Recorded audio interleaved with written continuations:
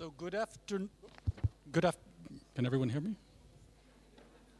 You can hear me? Okay. Good afternoon, everyone. Welcome back to the second half of session 3. Hope everyone has eaten well, had some delicious Thai food. You're ready to go for this next part of the discussion. We're going to hear shortly from several parties to react to what they've heard before. But first, to jog everybody's mind, I'm going to give just a very quick recap from at least from my perspective of what we have heard. So. Also because we had quite a few number of presentations. So from Tina, we heard why should we make changes to a system that has worked so well? She posed this as a question, and she outlined certain areas we should look at. And like I said before, it's a good opportunity to keep these questions in mind throughout this session. She emphasized that we should be based on science. That there should be, that for compliance and enforcement, you need to look at the cost and benefits of different measures. We also need to think outside of the box. She challenged us to look at new technologies and think differently. She also raised the point of tightening processes and cooperation. She also raised the issue of cooperation with the private sector. She also said that there's a need for common visions and definitions. And she also emphasized the important role of atmospheric monitoring to compliance and enforcement. From Renee, we heard about how to domesticate the Montreal Protocol and Kigali obligations in national legislation. And she gave us different options and considerations. She said for enforcement measures, we should be thinking broadly, not just in a punitive way, but think about different approaches to enforcement that include non-punitive measures as well. And also she emphasized the need to create a culture of compliance and look at and consider the fairness and effectiveness of the different measures that you're putting in place at the national level. From Anna, from WCO, we heard about Operation Demeter that they coordinate, which has included ozone-depleting substances and HFCs now since 2019. She emphasized that it's a successful capacity-building exercise in and of itself, and it also helps raise awareness about the issue of illegal trade and the role of customs. And I think she essentially extended an invitation to all of the parties here to nominate or to invite their customs agencies to participate in the next Demeter operation. From Ioana, we heard details about a couple of initiatives that maybe we're not so familiar with. That's UN Waste, which is tackling waste trafficking that involves EU and ASEAN countries, and also about the UN ODC WCO container program, which is addressing plastics and hazardous waste. And Ioana emphasized the need for interagency cooperation and coordination and international, also at the international level. Claire presented a series of challenges that are sort of a thread that runs throughout these discussions. She said the simultaneously HCFC phase out and the HFC phase down pose certain challenges. The growing complex and growingly complex refrigeration market, the issue of blends being a big challenge, and the different control schedules and exemptions as well. And then she emphasized different options, or she identified different options, including she identified different challenges, including the lack of HS codes, disparity in GWPs, the fact that HCFC 22 is still produced and around, and the risk of backsliding to use of HCFCs in the future. And she also raised the issue of unexpected emissions, and I think that also ties in with the need for more global environmental atmospheric monitoring. Chantal spoke to us about capacity building and training of customs officers from the Barbadian experience, and noted that it not only enhances the capacity and capabilities of customs officers, but also increases awareness about the whole compliance and enforcement issue.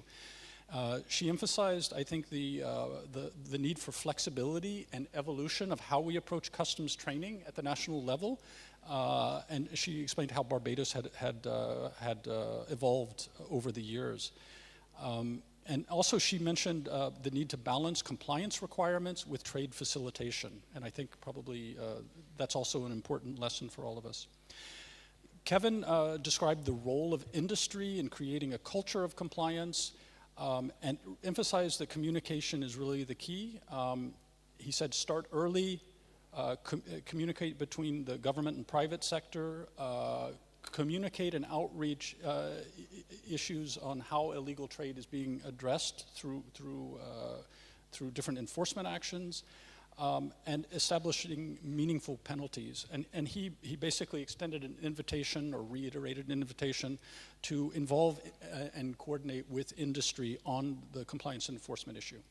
And then lastly, we heard from Jean, who described the mandate of the implementation committee, and noted that it's been a facilitative mechanism under the protocol. It has not invoked its punitive measures, but of course it has that always in its back pocket in case it's needed. But it's really been a facilitating and supportive mechanism for parties to comply with the protocol. And he noted that it has a direct role related to Montreal Protocol obligations and an indirect role related to domestic laws, such as on establishing licensing systems and reporting data discrepancies related to trade. So that was just a very quick review, because I know lunch, you were probably still digesting your lunch. But now we want to hear the perspectives of four parties from on what we've heard this morning, plus their perspectives. So I'm going to return to my seat, and then I will invite the parties.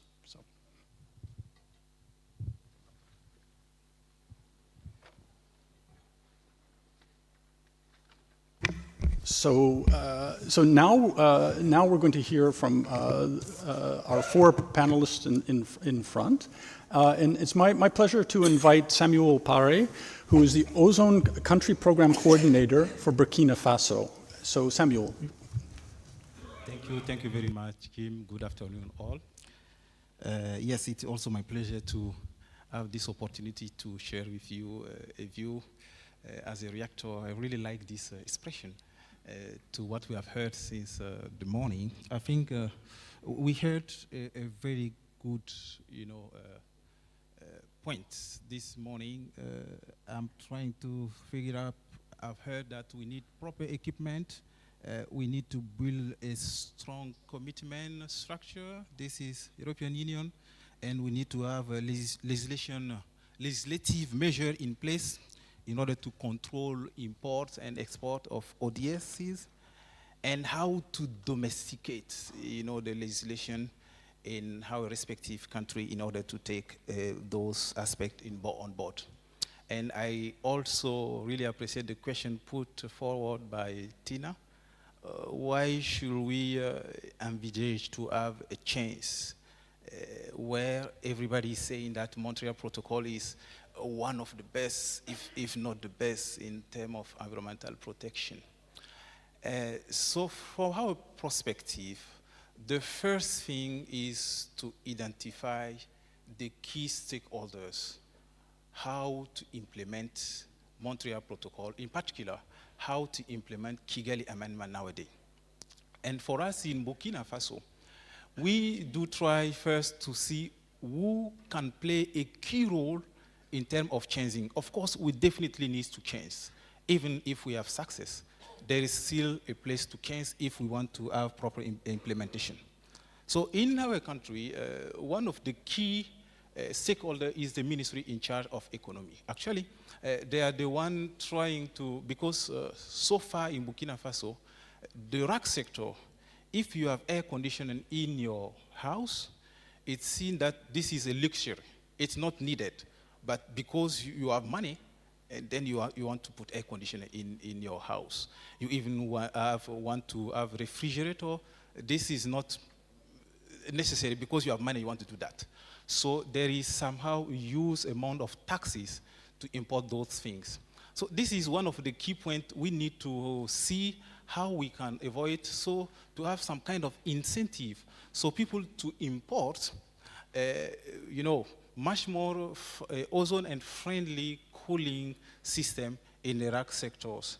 And of course, we have another ministry that are key actors, but we have those rack technicians. And the association are playing key role.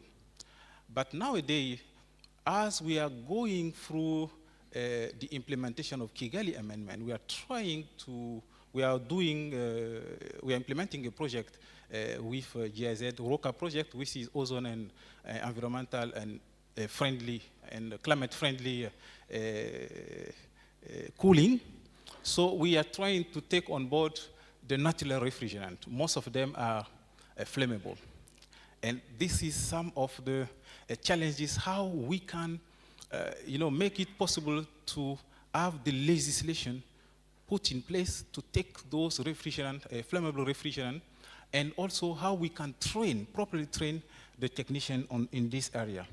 So one of the points we are struggling, and we are also trying to find a way of, is to definitely put in place a mechanism how we can have a good monitoring system, verification, and appliances for maps and even labeling system. Of course, at the regional level, we do have legislation that is good, but the domestication and the implementation, the proper implementation, are challenges what we need to address. So those are some of the points that capacity building is a very important point. Of course, we also definitely need to have proper equipment. In most of our country, my country in particular, the custom play a key role. They have to control and they have to analyze refrigerant. But the refrigerant analyzer we are purchasing from the Montreal Protocol, they are doing a great job, but most of the time, after 2 years, you need to update the system. This is also costs a lot of money, and it is not easy actually to do all those things. So those are some of the points we need to address in order to come up for a proper implementation of the Montreal Protocol, in particular the Kigali Amendment. Thank you.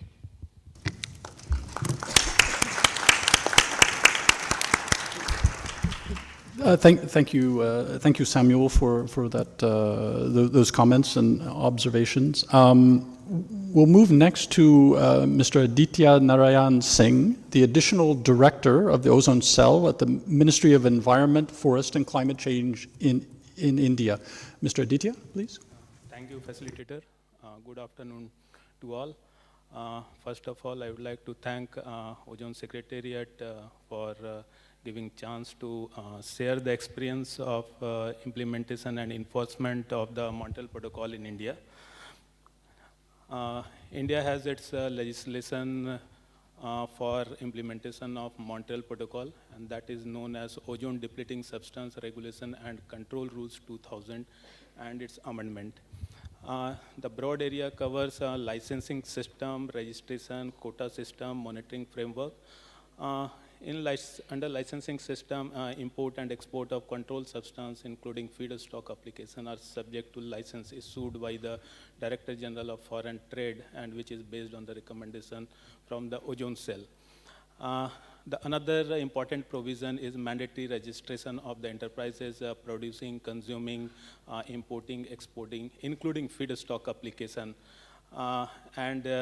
While issuing registration certificate, we also impose a certain condition with respect to reporting of data and control of emission.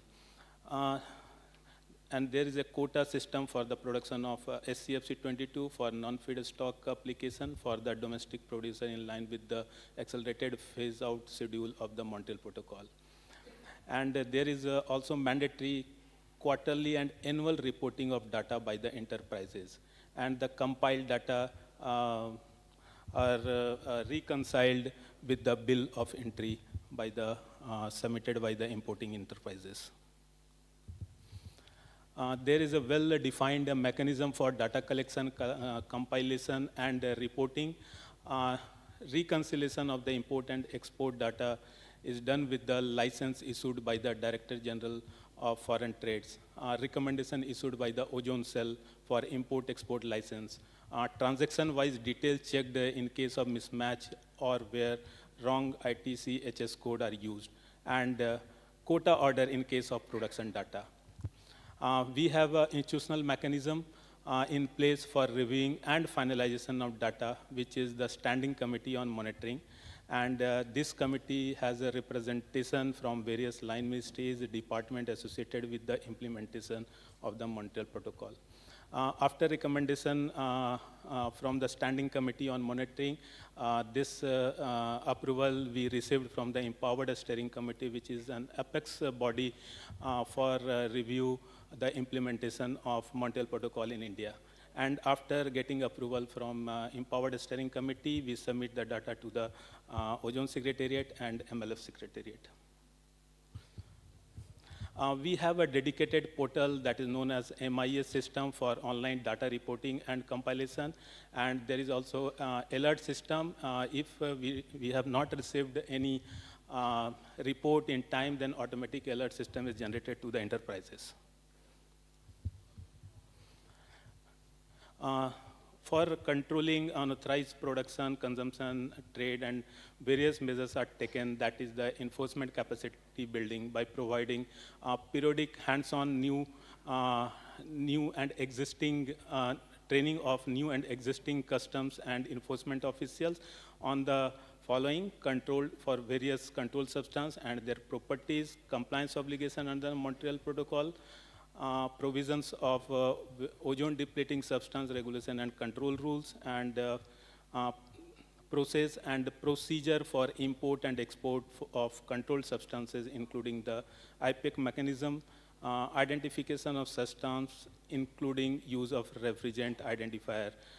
We have given a refrigerant identifier to each of the port to identify the ODSs. Strengthening enforcement system is undertaken by capacity building through understanding of unauthorized trade of ODSs, which includes understanding of false labeling, misdeclaration, including concealment, framework for reviewing documentation and inspection. IT tools is used for coordination on import-export data for controlled substances amongst ports and border points. There are various provisions in the ozone depleting substance for controlling unauthorized production. That is the production data verified through audit statements. There is a framework for registration of enterprises for feedstock use of ODSs, which includes a detailed manufacturing process verification, including certifying through an accredited national laboratory, and the sale of controlled substance by producer only to the registered enterprises and users. And there are various penal provisions in the respective rule and regulation of the respective departments, such as ozone depleting substance regulation and control rules and its amendment under the Environmental Protection Act. Secondly, in custom acts, including those related to seizure and confiscation and the imposition of penalty. And way forward is to basically process initiated for developing ITC-HS codes for each of the HFCs to facilitate data collection, compilation, and reporting as per the Montreal Protocol requirement. There are various departments involved in this data collection, so there is a need for strengthening synergies among the Ozone Cell, MOFCC, Director General of Foreign Trade, and DGCIS Customs for effective management of data on controlled substance. Web portal is upgraded for tracking, reconciling, and monitoring top-down and bottom-up data on controlled substance in close cooperation with other line ministries department associated with the Montreal Protocol. And updating of guidebook and handbook for combating unauthorized trade with respect to controlled substance from time to time, considering experience on handling unauthorized trade. Thank you.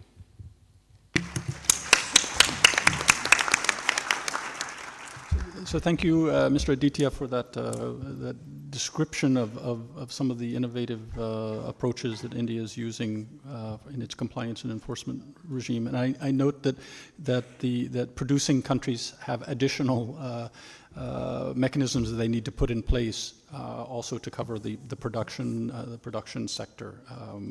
So thank you for sharing those. Next, I'd like to invite Arno Cashel, who is a policy officer with CLIMA A2, Climate Finance Mainstreaming in the Montreal Protocol in the European Union. So Arno, over to you, please. Yeah, thank you, Jim, and good afternoon. And thanks for having me today. As a policymaker and a party, I see we have at least two challenges when it comes to implementation. Because on the one hand, we have to maintain the great achievements of the past. For some substance groups, we have moved out 98, 99%. So we have reached a certain steady state, and preserving that steady state, we may need some new tools. On the other hand, we have some substances that were added not too long ago, the HFCs, and we may have some other tools for those. So I think we have to look at those two issues. And we have made in the EU recent updates on both policy areas, so maybe I can share some of these insights we had addressing these things. So when it comes to sustaining the steady state, so the traditional ODS, we're looking at, in our own policy regime, at better reporting. That doesn't mean necessarily that you collect more data, but that you could collect the right data and you do it maybe with less burden to authorities and to companies, but more effectively. And to this end, we have, of course, new tools. We have digitization that can help us there. And as we've heard also this morning, that you can link monitoring, the registration of companies, licensing, custom clearance, quota, and ex-post reporting. You can link that in one system, and that helps you there. A second point we've also heard a bit about is better enforcement. That means dissuasive penalties, so that crime doesn't pay, reinforced inspections, clarifications of the rules for customs, and market surveillance authorities. And then for the ODS, we've also looked at some of the remaining challenges that we still have. For instance, legacies of the past, such as banks, or feedstock issues. So those are things we were looking at domestically, and that's something we can, of course, take here also. Coming to the HFCs, the phase down, we've heard from many countries that they have quota systems in place. It's, of course, a flexible measure. It's acceptable to industry. And we would recommend covering also equipment. We've heard the very good point from Yaqub from Kuwait this morning that if you are an Article 5 country and you're interested in keeping your servicing needs low in the future, you should worry about what you're importing. So putting equipment under the quota system might help. Another point is alongside, and we've done this, quota system plus prohibitions, to look at sectors where you can prohibit. And today, in the HFC using sectors, there is a lot of things you can do already by going to lower GWP substances or avoiding F-gases altogether. And I just mentioned R44A, R10A, those are not needed. So you can do something very quickly. If you introduce restrictions on new equipment and products. One important point also mentioned is one-way cylinders. We forbade them in 2007, and that's, of course, a very good environmental measure. A few words on customs, because that has been, of course, or fighting, preventing illegal trade, that has been mentioned, which is important for both the steady state and for the new situation of new substances. In our case, we are, of course, a union of 27 countries with different customs systems, customs cultures, and whatnot. So it's a special challenge, and we have seen, due to our quota system, some illegal activities. So what we are now changing in our rules is that we have customs codes that are very detailed to a granular level for HFCs. We require that customs, or will require that customs holders fulfill certain conditions. There is a very important awareness-raising exercise, we've heard a bit about this in the morning, to do with customs, so that they, in their risk profiling, that's the way they work, they make that an important part of what they actually check and how they check it. And yes, clear rules for the enforcement authorities are important. What to check, when to check it, how to check. So those are the kind of rules we should give them to help them along. Then coming to maybe also at the level here, what can we do here at the Montreux Protocol to help this domesticated rules, a word I picked up this morning. So on the way of preventing illegal trade, clearing the mist, I would say, is one thing. We have heard there's a number of words, terms that we're not quite sure about. What is illegal, the free trade zone, pre-blended polyols. Maybe we should agree a little bit more what we mean by these terms. Minimum requirements for licensing quota reporting systems, that might be one way of achieving a little bit more like universal control over things. I mean, there's some very good practice example that we've heard this morning, so maybe we can spread this more widely. And information exchange between parties. We've, for instance, on the HFCs, we've collaborated quite closely with China in the last 2 years, since they, we heard it this morning, introduced their law on HFCs, where we exchange information. They ask us before an export is allowed, if that would be allowed in the EU. So those are good ways, of course, via IPIC, for instance, to exchange. Final point is supporting better implementation. Sharing best practices, of course, is an obvious one, and we can task the Secretariat to help us in that. But maybe also we should think a bit about involving the Implementation Committee, a standing body we have, more broadly. And we have seen in the CFC 11 story that maybe Article 7 data alone is not the only thing that's relevant. Maybe we should look beyond that and also look at data that could be relevant in the illegal trade context to be looked at. The Implementation Committee could give guidance to countries, so it doesn't necessarily need to be a punitive approach. It could also incentivize a bit more that countries report this data on illegal activities by, favorably taking this into account when there is a situation where a country is dealing with illegal trade. So those were just a bit of the, our experiences in the EU and how that relates maybe also to the international level. Thank you.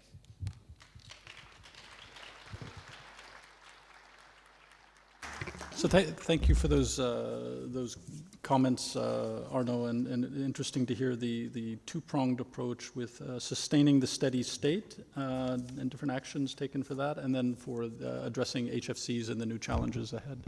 So I think you gave us good food for thought. Next, I'd like to invite Annie Gabriel, who's the Assistant Director of the Ozone and Climate Protection Section in the Department of Agriculture, Water and Environment of Australia. So Annie, please. Thank you, Jim. Lucky last. Hope you stay awake. So it's quite exciting to be part of this panel, and I think what we've heard this morning and early this afternoon has been quite an interesting range of discussion about implementation. A lot of what we've talked about, though, is sort of about the regulated community. So, you have importers that are licensed, you have importers that have quotas, you have importers that have customs data, and so there's a large body of knowledge about importers that you know about trade and about exports that you have good information about and that you're essentially just checking up on. And I think one of the points that we would want to raise is that we don't know what we don't know. And it does sort of sound a little bit like a bit of a comedy. But the challenge, I think, really is to find out what we don't know and what are the mechanisms that we have to find out what we don't know. And so I just thought I'd run through a couple of them. Some of them have been mentioned extensively today already, but perhaps through this different lens.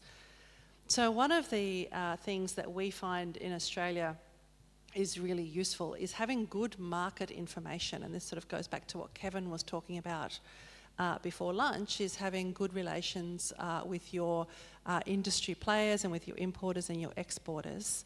and building up good relations with them, because quite frankly, if you're handing out quota and you've got quota delivered to a certain number of players, those players don't want to see their market share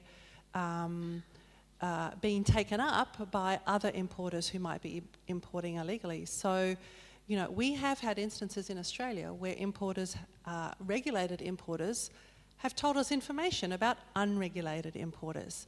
And that actually has been really helpful. And that gets to the point of what we don't know. And sometimes it is really useful to have that entree into industry and understanding, where an industry player might want to ensure that they preserve their market share and therefore give us information that's really helpful for us in our compliance activities. We need to have an avenue for collecting this information from market, and that could be regular meetings or discussions with industry. It could be a hotline, it could be an anonymous email. You know, there could be any number of mechanisms to make that information come, or to help that information come to us. As well as having transparency of information. I think this was mentioned by Cindy this morning about the importance of having transparent information about HFC quota holders, or any quota holders, and what quota they hold, and making sure that that is out there in the marketplace for everyone to see, and so it's not secret information. One of the other aspects that I like to focus on is that we get information on trends and what is happening in our market through commissioning industry reports on a regular basis, so we know what's happening particularly in the refrigeration and air conditioning sector, and that is very helpful for us as policymakers to understand what is going on, what alternatives are coming into the market, where we might be able to regulate. Again, trying to fill that gap of information that we don't know. The issue of customs has come up many times during the course of today. And again, that's a way of finding out information that you don't know. So they can interrogate their data and share that information with us. They can inspect goods at the border and share that information with us. And I think that is, they can do exercises. They can do particular type of outreach and do a blitz in a particular area. You know, for example, you know, selling of products on eBay. So that is another way that we can find out more information that we don't know. In the same way, IPIC is a way of also sharing and finding out what we don't know. You know, we're not big users of IPIC, but we certainly do appreciate it when countries reach out to us if they're not sure if one of our importers or one of their exporters is licensed, and telling us that information so we can try and keep track of importers and exporters that we don't know about. I know I'm up against time, but I've got a couple more points. The information that the Secretariat sends out on imports and exports that was mentioned this morning is another way of us to find out what we don't know. You know, how does that data match up? Does it match up? Is it close enough, or are there really big gaps? And actually going in and digging into that data is actually a really helpful way of better understanding what you think you're importing and what you might be importing, or whether in fact you've just got a data mismatch for whatever reason. So again, trying to reduce the uncertainties of the information that you don't know. And finally, one of the other things that we do, but we also know is happening, well, it is happening on a global level, is actually getting information on atmospheric concentrations and estimates.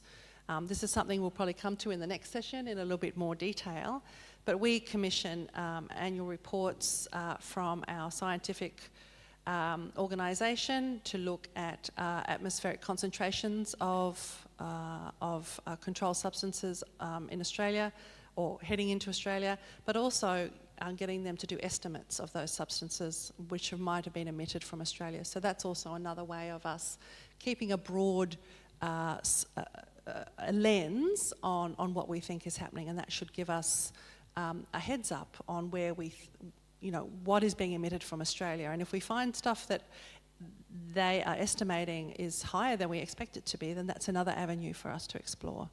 So that's the sort of lens I wanted to take to this. Thank you, Jim.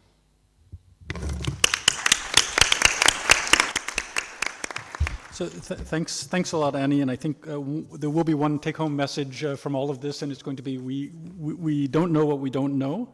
But I think you gave 4 or 5 at least very concrete actions that Australia is taking to help demystify the situation and to basically avoid problems is what I understand. So thank you very much for that. Okay, now we're going to move into a question and answer session, and the questions can be for either the panelists in the beginning or our reactor, our presenters in the front who just spoke. So it can be from any part of the session, from before lunch or now, or any other general observations and comments. And I think we'll probably take 3 questions at a time, and answer those, and then come back. And I've been told that we have a little bit of extra time, so we'll probably have about half an hour total for questions and answers. So the floor is open, and I see 2 requests so far. Don't be bashful. Okay, they're coming. I shouldn't encourage people. So the first is Uganda. Uganda, please. Thank you very much. Good afternoon, everybody. I have a question that could be shared by Tina and Claire Perry. I picked out the issue of pricing. And one question which came to my mind is that we report on pricing on the country program, but I don't seem to see how that information is translated to us, say, in a meeting of the parties. We would want to see why a certain pricing is, the clustering of pricing, that cheaper, it is cheap at a certain number of years, now going up. My thought here is that to what extent is the message of pricing informing industry? Because if we find that R22 is getting cheaper versus HFCs and natural products, what does that mean? Is there an obligation to advise either industry or us, the consumers, so that we have a way to guide our importers and consumers on choice of refrigerants and equipment? The other question is to, I hope I can pronounce this well, IONA, Container Control Program. You said you started now looking at waste that is related to the Montreal Protocol. I'm curious to know what have you detected? What kind of waste is being trafficked across the globe? What is the trend, and where are the sources, and where is the destination? And I think you can guess that I'm about to say dumping. So this might be having an influence on the rate of dumping of certain waste, if at all it is being detected under your program. The other is, the question can go Kevin, and I can combine it with Anne, Australia. I was intrigued to hear about good relations. So the issue here is about not being so punitive, using the laws and which are in place, or standards, but rather to encourage and offer compliance assistance. And in my country, in the Act and regulations, there's a section which says that the authorities responsible can apply administrative measures. So I think it's important to maintain good relations while trying to enforce. So this is innovative approach whereby you may draw up a kind of an understanding to say that we've caught you this time, we give you 3 months to improve, or 6 months, or else we shall remove your license, something like that. So the more you are friendly, the more they can be willing to comply. So that's what I picked up in the 2 sessions of before lunch and now. Thank you. Thank you very much, Margaret. And we'll take the next 2 questions. So the next is Rwanda, please. Okay, thank you. Okay, my question goes to the legal officer about the provision of support to the development of regulations and laws. So my question is about how the support is provided, because we know that when we are developing regulations, especially local ones, you need to have a bit a background of the legal situation in that country. So how is this request done? So suppose if my country needs a legal support, how do we proceed to get that support? So what are the channels we need to pass through? And yeah, is there anywhere you have maybe helped to develop those regulations and laws? So please provide us with more clarification on how this is processed. Thank you. So, thank you very much. The third requester is from Kenya, please.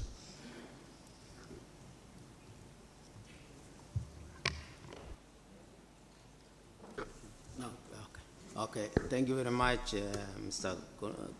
Convener. Actually, my question is directed to the implementation committee, IMCOM. I would like to know more on these discrepancies between export and import of ODS, because that is actually real, especially in Kenya. We don't really know whether it's because when the data of import is being submitted, the other one, the export one, will come later, or is it because maybe it is happening all over? Because the way you presented, actually, you identified it as one of the challenge that is actually appearing almost in all countries. So we are wondering whether, in this case, under the implementation committee, how many countries have you observed that they are having this challenge of discrepancies between imports and exports? And if there are few, what actually lesson could we actually learn from the other countries that are being successful? Because the way we follow it up, we could be having discrepancies throughout. Thank you very much. Okay, thank you very much, Kenya. So we're going to pause here to have the responses. The panelists in the front, unfortunately, have very poor audio, so I'm going to repeat the questions also for their benefit. But again, I'm going to take it one by one. So the first question was from Uganda. It was directed to Tina and Claire. It related to pricing of chemicals, refrigerants, that are reported in in CP data and elsewhere. And the question was, how is the price information transferred to us here in the Montreal Protocol? How do we become aware of that? How is that communicated after the country is reported? And she asked, to what extent is the message of pricing information being conveyed to industry?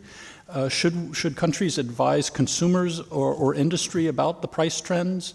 And she noted that it has a choice of, has an implication with the choice of refrigerants and equipment if the prices are going to go up or change in the future. So that was her first question. The second part of her question was oriented towards Julia, and she was asking about the container program, the UNODC WCO container program.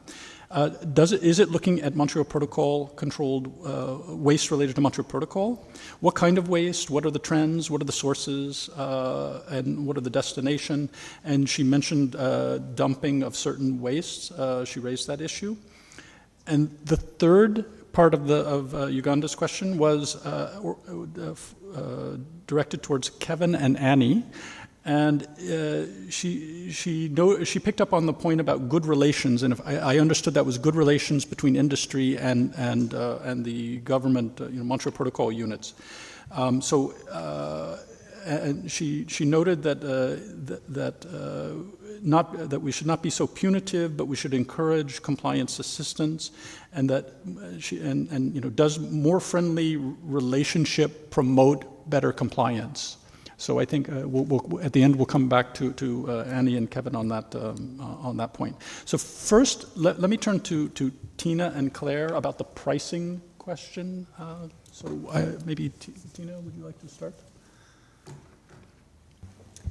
Thank you, Jim. I think the response was already incorporated in the question. Basically, there are three ways to respond to that question. The first one is, yes, it's a voluntary information that is provided in the country program data. It is used by the Fund Secretariat only for the review of the projects. It is information that is publicly available, but it's not shared specifically with the meeting of the parties. And it is not shared with the industry either. So that would be something new if this information were to be shared with the industry. Thank you, Jim. Okay, thank you. Claire, would you like to respond, please? Yeah, thank you. I think this is a very important question because if we go back to the earlier sessions, our goal here really should be to prevent illegal trade, not have to deal with illegal trade. And one of the things that we can do to do that is to understand the drivers behind that trade and have information about the drivers. And the price of the banned refrigerants compared to the legal refrigerants is a very important driver. And this makes me think of an example that I didn't bring up earlier, but one of the risk factors we see, for example, with the use of HFO 1234YF in passenger vehicles, in air conditioning, is that we can easily drop in 134A into those car systems when they're being serviced. And if you look at the price discrepancy of 134A and HFO 1234YF, it can be sort of 10 times cheaper. So I think this data is very important, and it should be shared not just by A5 parties, but also by the non-A5 parties, and that information should be available to the parties generally. It's an early warning sign, basically, for potential illegal trade. Okay, thank you very much. Julia, could you respond on the container program question and its relation to Montreal Protocol waste? Thanks. Thanks a lot for the question. So actually, so the two different projects that I presented on, one of them actually, the container control program, includes capacity development element. They developed an advanced training program delivered to Pole Control Unit, to the frontline officers from customs, and to law enforcement officials, in order to provide trainings relevant to the custom-specific controls.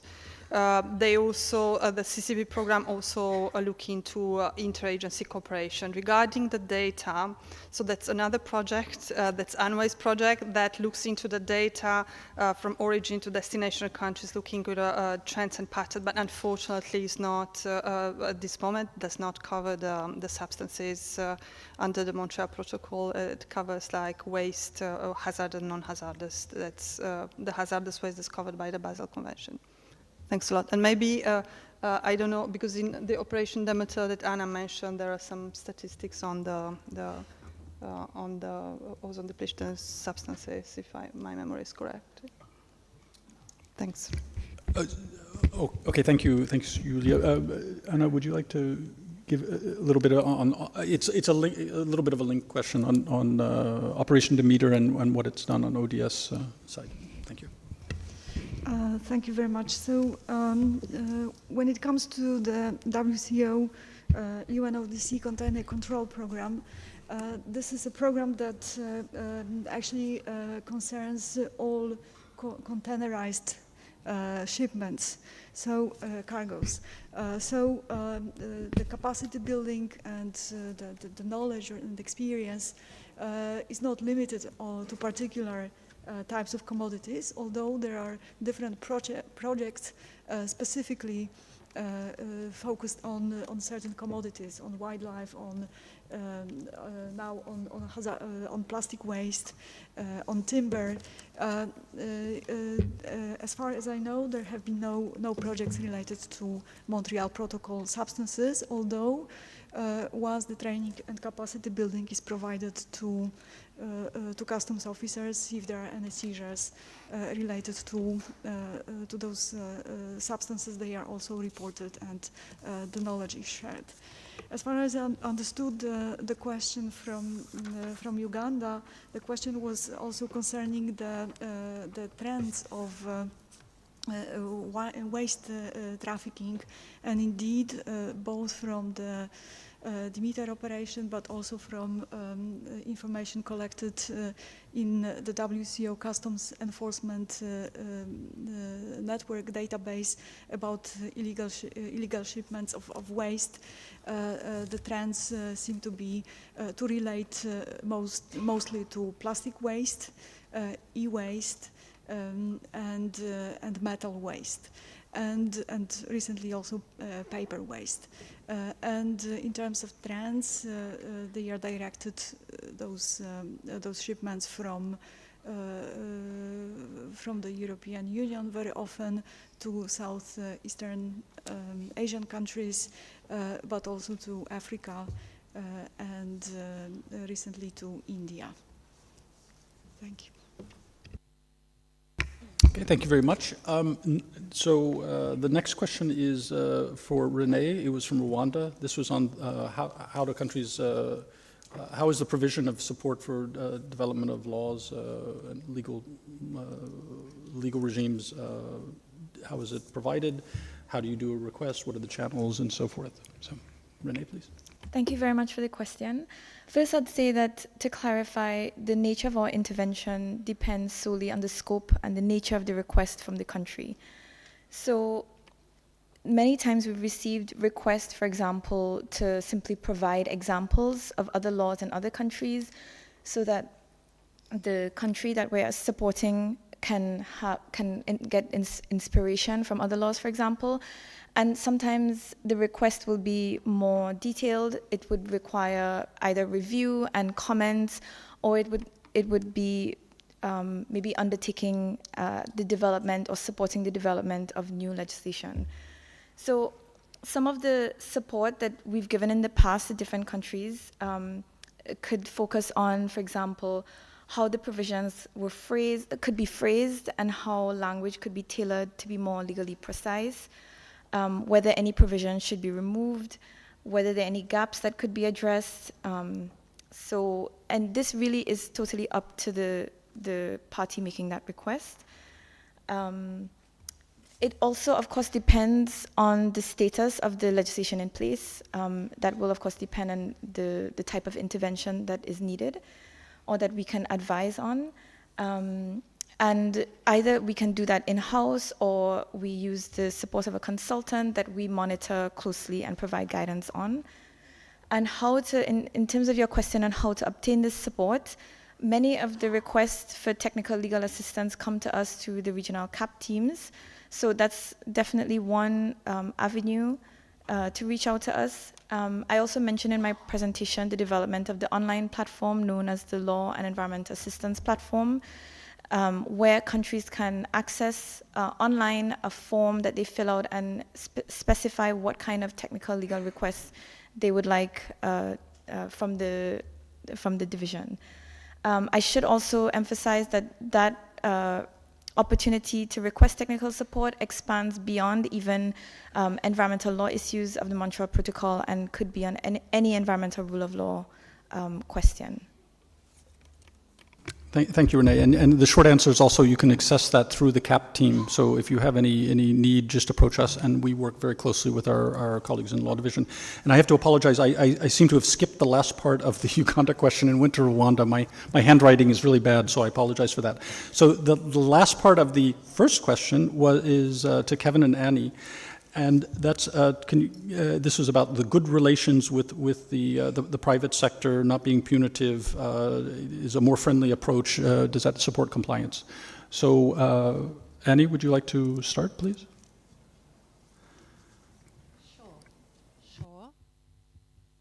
Sure. Maybe yes. Happy to respond.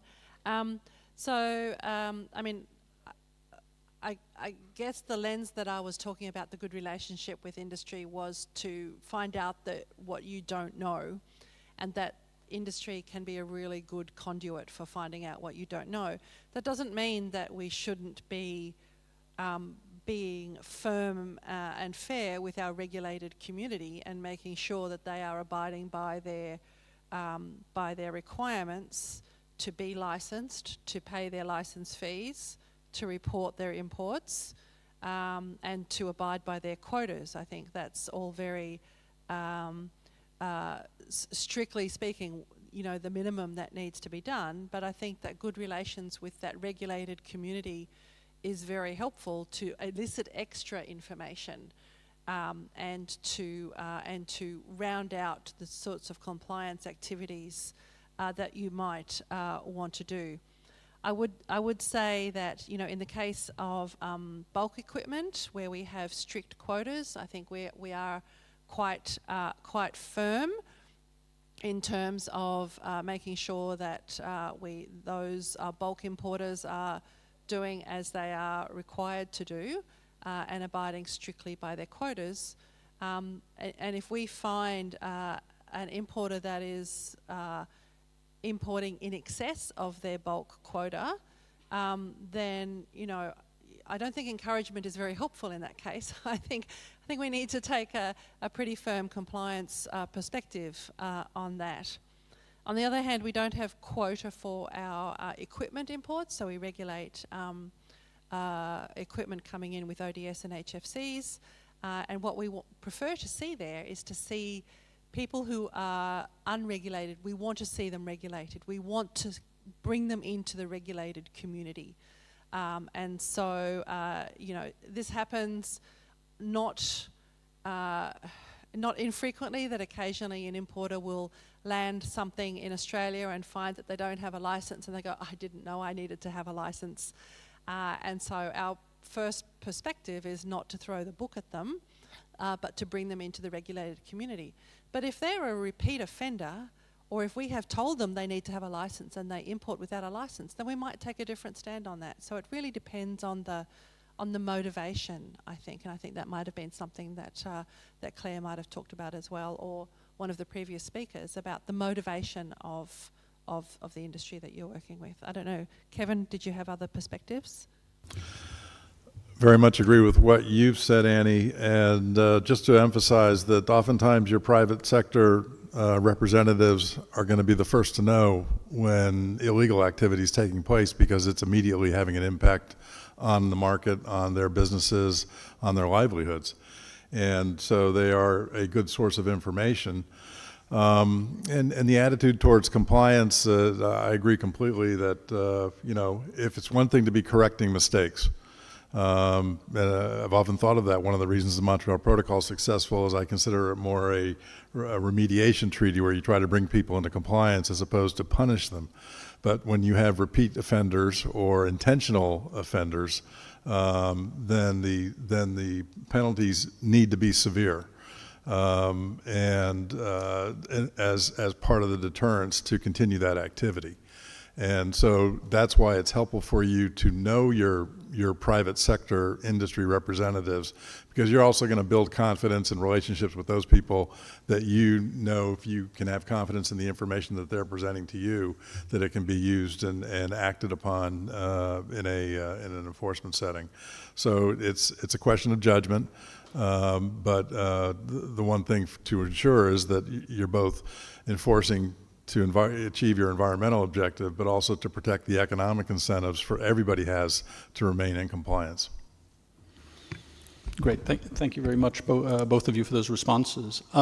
The final question from the first group was from Kenya, and this was for Jean on implementation committee, and the question was asking about discrepancies between import and exports.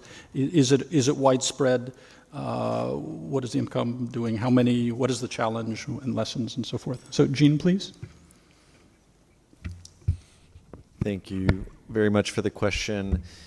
So, just to clarify, the discrepancies I mentioned wouldn't be found in the data of any one particular country. Rather, they would only emerge if you compare the data on export destinations provided by exporting parties to data on import sources provided by importing parties. So, for example, say country A reported an export of a certain quantity of a controlled substance to country B, but country B has no corresponding record of such an import, that discrepancy could indicate, potentially, I should say, indicate a case of illegal trade in country B. So that's the reason that the IMCOM has been trying to increase the rate of reporting by parties of export destinations and import sources. However, it's been the Ozone Secretariat that then compiles that information and provides it to parties for their use in their domestic enforcement efforts. So I think the question of frequency of these discrepancies is probably one that the Ozone Secretariat would be in a better position to answer, and the role of the implementation committee has been more in encouraging the reporting of export destinations and import sources, because that's a critical ingredient to be able to identify those discrepancies when comparing and analyzing the information. Thank you for the question. Thanks, Jean. So we have time for one more set of questions. We were only able to take 3 more questions. So the first will be South Africa, please. Thank you. My question goes to WCO. You mentioned that there's been various seizures of illegal imports of ODS and HFCs that have been recorded, and I know that these activities happens either through concealing or mislabeling or misdeclaration of these substances. So my question is, has there been any preferred method of smuggling that stood out from others, that you found out that they've been preferred over other? Should be a use of a wrong tariff heading, or just to hide the cylinders among other goods during these trades? And I think this information will be useful for me back at my country when I'm conducting the custom training, just to enlighten the officers of ways that are being used at a global level. Thank you. Thank you, South Africa, for the question. Next, it's an observer, whoever pushed the button. And can you please identify yourself and yeah, Madi, please. Okay. Good afternoon again. Thank you, Jim. My question goes to Rene. I'm UTRIAC. UTRIAC is an NGO from Africa, NGO of RAC sector technicians, so public sector. My question goes to Rene. Is there any room to create a legal framework for parties to support a national association in some country, in some other, of course, to create also the Association of Technicians. As you already know, this Kigali Amendment will have an important role to play to avoid fires and explosion in Article 5 countries. So I would like to know if there will be possibility for parties to support their national associations in a legal framework. Thank you. Okay, thank you, Badi. Next is Kuwait, please. Yaqub, please. Thank you very much, Mr. Facilitator, and I will thank all the speakers, distinguished speakers, for their insight. I have a question, one for Tina, Chief Officer, and I have one question for Claire. I will ask Claire in the beginning. From your expertise and point of view as an NGO, do you think that Article 5 ODS licensing system is efficient to be extended to deal with HFCs, or you see a lot of gaps there where it can be penetrated to be illegal trade within that licensing system upon that one? And if you have any comparison between what will happen in Article 5 and Article 2 licensing systems and illegal trade within that frame, because in Article 2 it will start earlier, the phase down, so we are aiming to see what is illegal trade. You are thinking it could be occurred there. My question to the Chief Officer, Tina, as we are listening, do you think there is a component that the MLF itself and the Secretariat will generate to support Article 5 country as a component for preventing illegal trade? But beyond the licensing system and quota, we will generate something out of the box to support this country, how to elaborate more and strengthen our capacity building for these ozone officers and a country institute to prevent illegal trade. Thank you very much. Thank you very much, Kuwait, for the concise questions. So I'll repeat the questions for the benefit of the panelists also in the front. So from South Africa, South Africa had asked Anna from WCO about seizure of ODS and the seizure of ODS and HFCs that have been recorded, and in terms of the method of smuggling, is there any preferred method or prevalent method, such as concealment or mislabeling or others that have been detected? So, Anna, if I could ask you, please.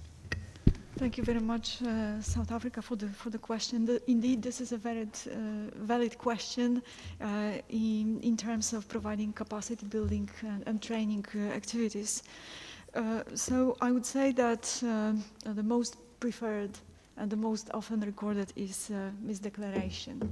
And misdeclaration could be considered in terms of declaring the not appropriate HS code, which can lead to declaring the goods as non-controlled substances. The misdeclaration misdeclaration can also concern mislabeling of consignments, but to a certain extent, of course, we know that smuggling is a method on its own, but in fact, this is misdeclaration. You do not provide information to customs that you actually import or export certain commodities. What I could also say that probably in terms of nowadays with HFCs being on the scene in the European Union, most notably, we could say that for ODS, the methods that I mentioned are quite valid. When it comes to HFCs, and what we've noticed as another modus operandi is also imports of HFCs by traders who are not eligible, so they are not registered, so they do not have a license, so to speak, or the ones who either exceed the quota so they try to import HFCs outside the quota. As well as we heard several times today that national legislation allows for more stringent measures such as bans on certain products and equipment. So in the EU we are speaking about smuggling of non-refillable cylinders. Not only smuggling, but also attempts of imports of non-refillable cylinders. So I'd say that it's good to know global trends and what is going on from the global perspective, but it's also very important to be aware of the national situation, national legislation. And indeed, what Jim mentioned is that probably in my presentation I was not very clear. I invite all WCO members, member customs administrations to participate in the Demeter operation. And of course, I invite cooperation with ozone units and other competent authorities. And as I mentioned, the WCO members want the WCO to focus on risk profiling. So for the next Demeter operation, we are going to develop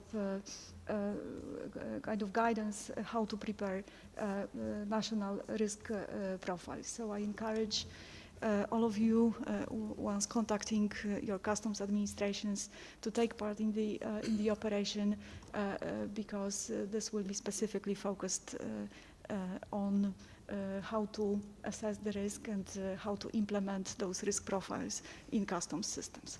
Thank you. Thank you, Anna. Thank you very much. The next question was from U3ARC Observer. That was for Renee, speaking about asking a question: is there room for in ozone legal frameworks to support refrigeration air conditioning associations? So, any sort of views on that? Thank you.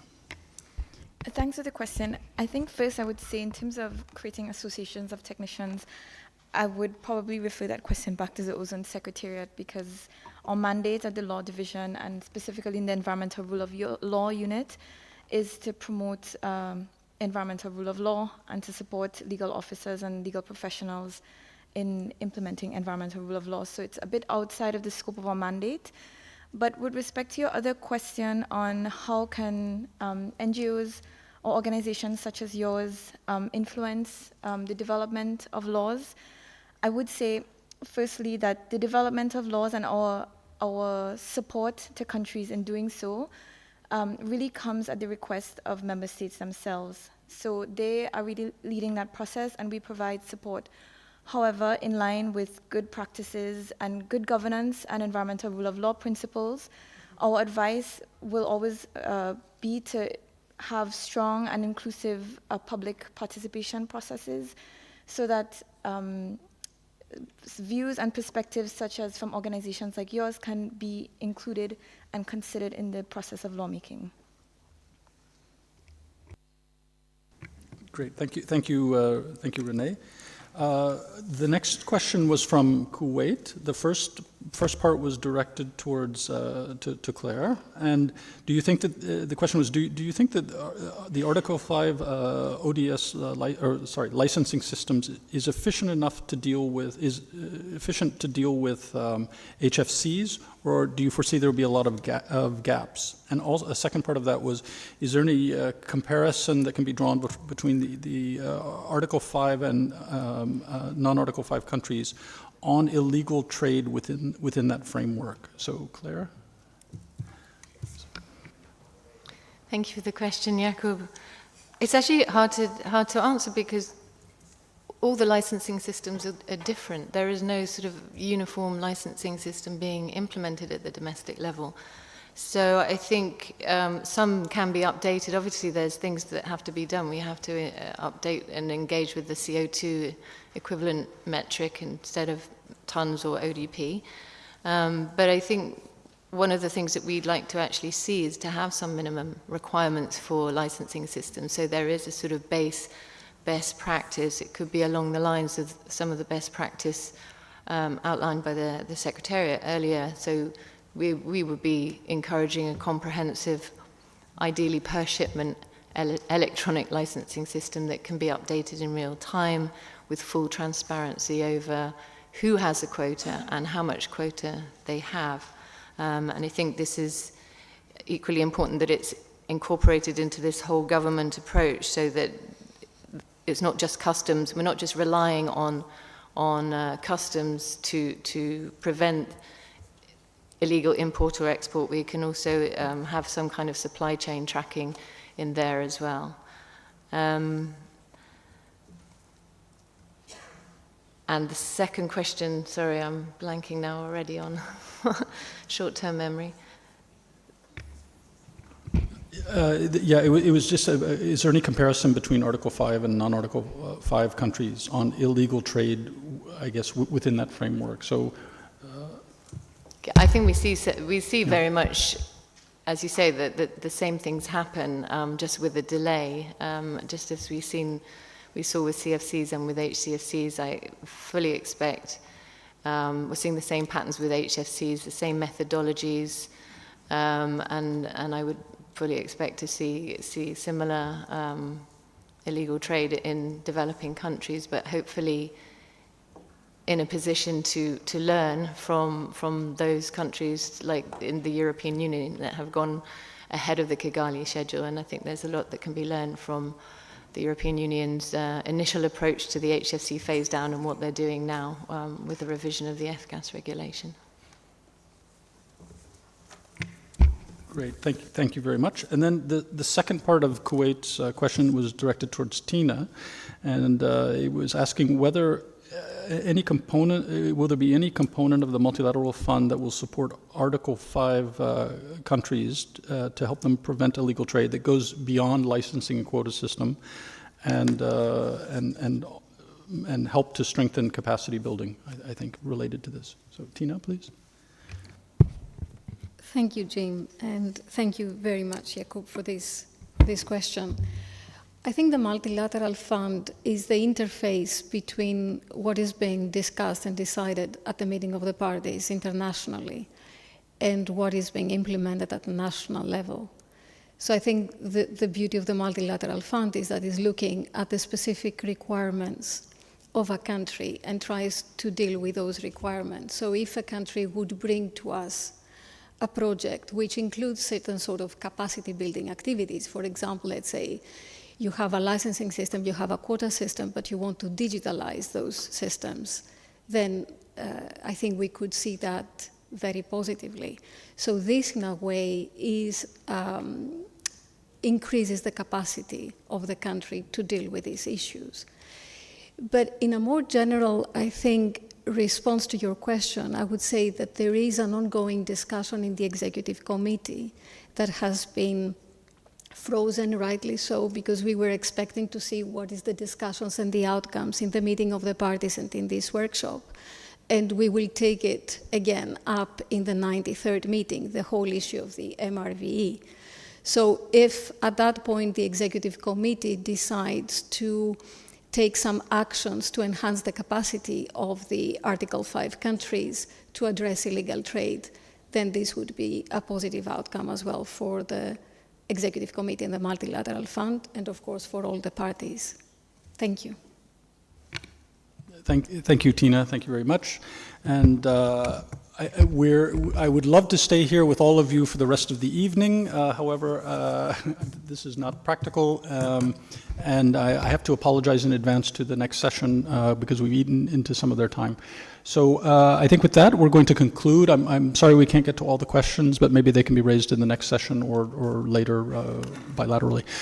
So if we could give everybody a round of applause to our presenters and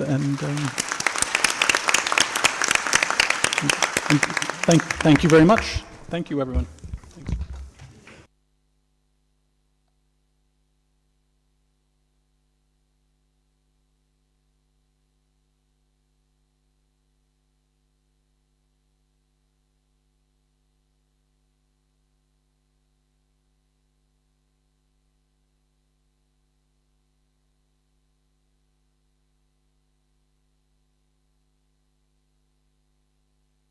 Dear participants, you've now earned your coffee break. You'll hear the bell ring again in about 20 minutes. But in the meantime, please enjoy your coffee break. Thank you.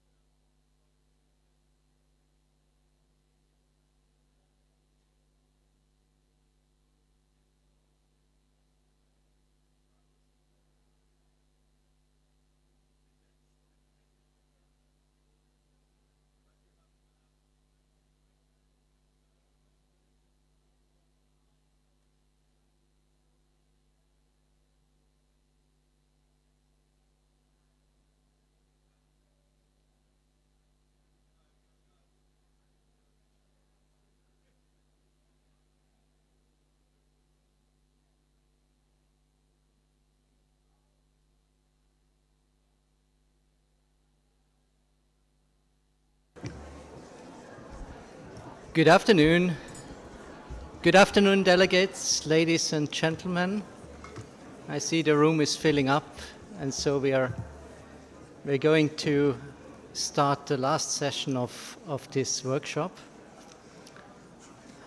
I hope you had a relaxing coffee break and got some sugar intake so that the energy is still sufficient for this last session. And as you surely are aware of, the last session is always the highlight of the day. So we are really curious to discuss with you. While sessions 1 to 3 are focused mainly on issues that were particularly relevant for compliance, Session 4 is now concentrating on various other aspects which are still very important for the implementation and enforcement of the Montreal Protocol, but are perhaps less compliance relevant. Nonetheless, I believe we should concentrate perhaps a bit more on these issues we are going to discuss now in the next hour or so. And for this, I have a very, very interesting panel with lots of high qualified speakers for you.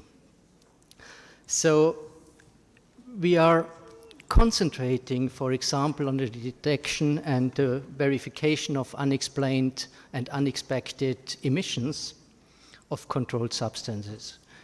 We are going to discuss trade in equipment containing regulated substances, or also the environmentally sound management of ODS and HFC banks, especially also what is expected to be built up on HFCs.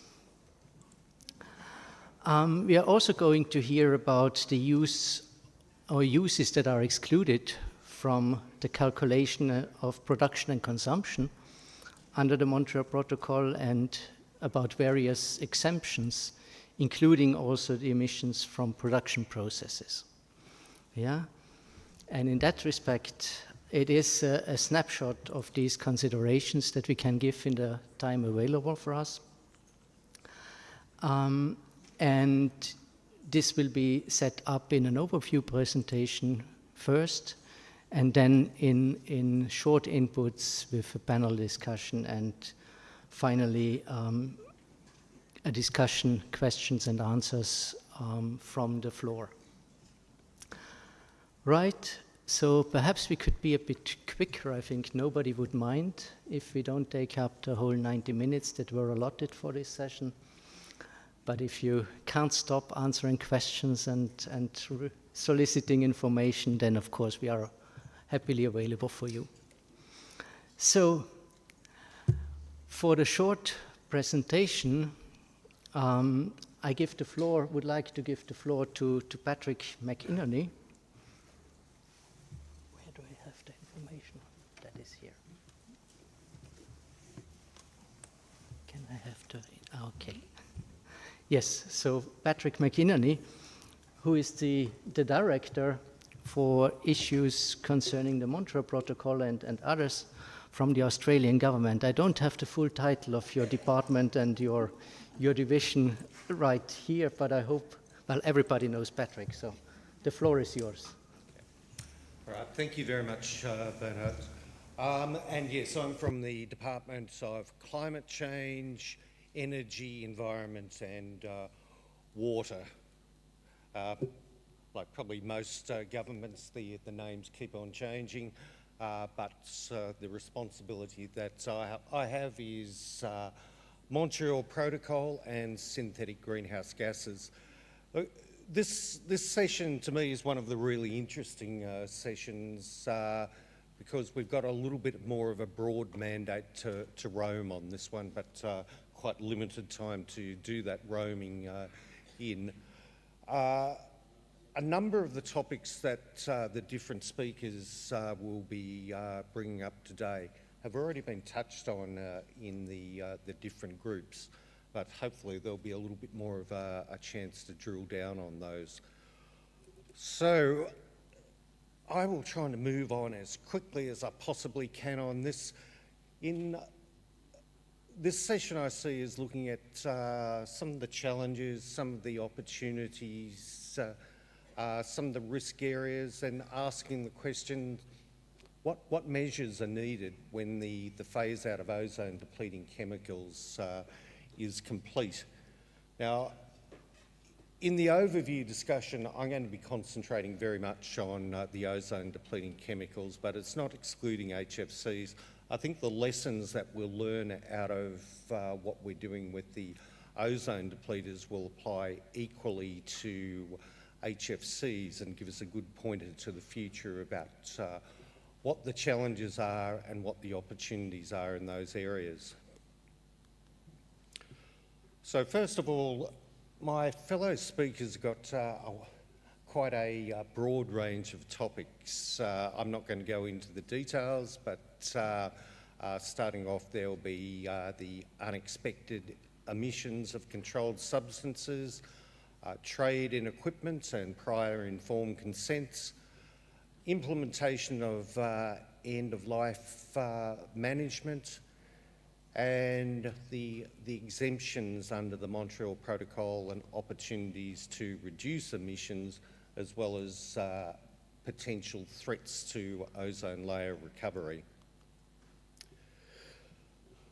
I guess going back to basics about what we're all here for under the Montreal Protocol, or certainly on the ozone component of the Montreal Protocol, our target is to return the ozone level to pre-1980 levels as rapidly as we can possibly do it.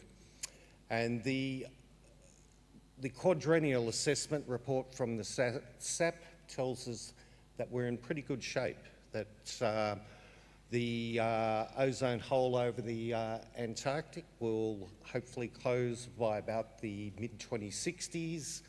The Arctic hole around about 2045, and in the mid-latitudes around about 2040. So that's a pretty good outcome. But it doesn't mean that there aren't threats to that.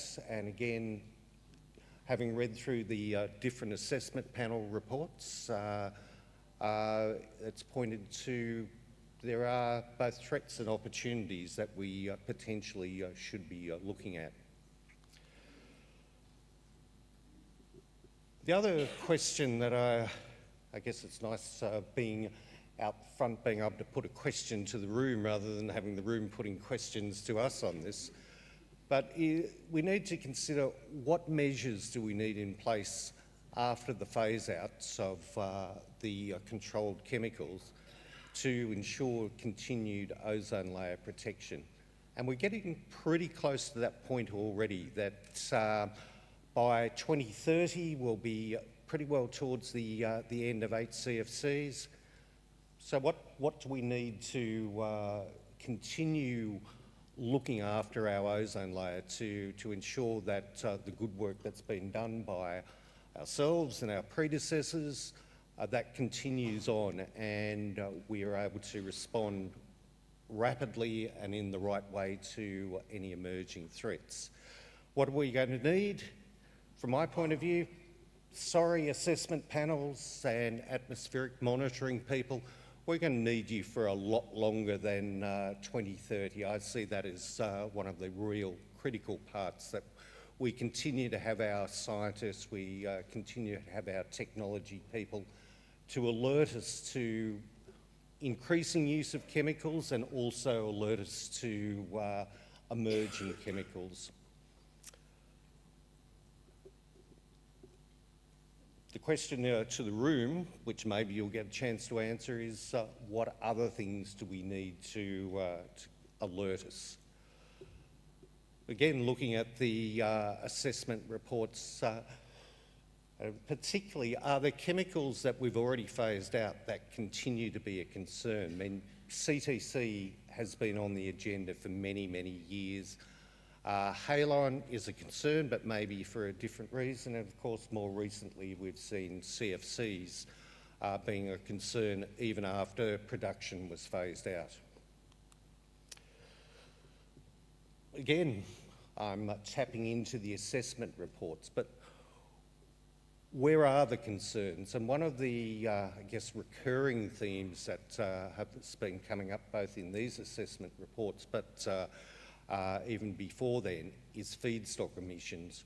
which was one of the figures that really jumped out at me from the report was the 75% increase in production by mass over the last 10 years. Is that a threat to recovery of the ozone layer? That's something that our scientists need to tell us. Uncontrolled chemicals, DCM, that's another rapidly growing area. And looking at opportunities, again, we've been told for quite some time that banks of these chemicals are an opportunity both for the ozone layer as well as the climate.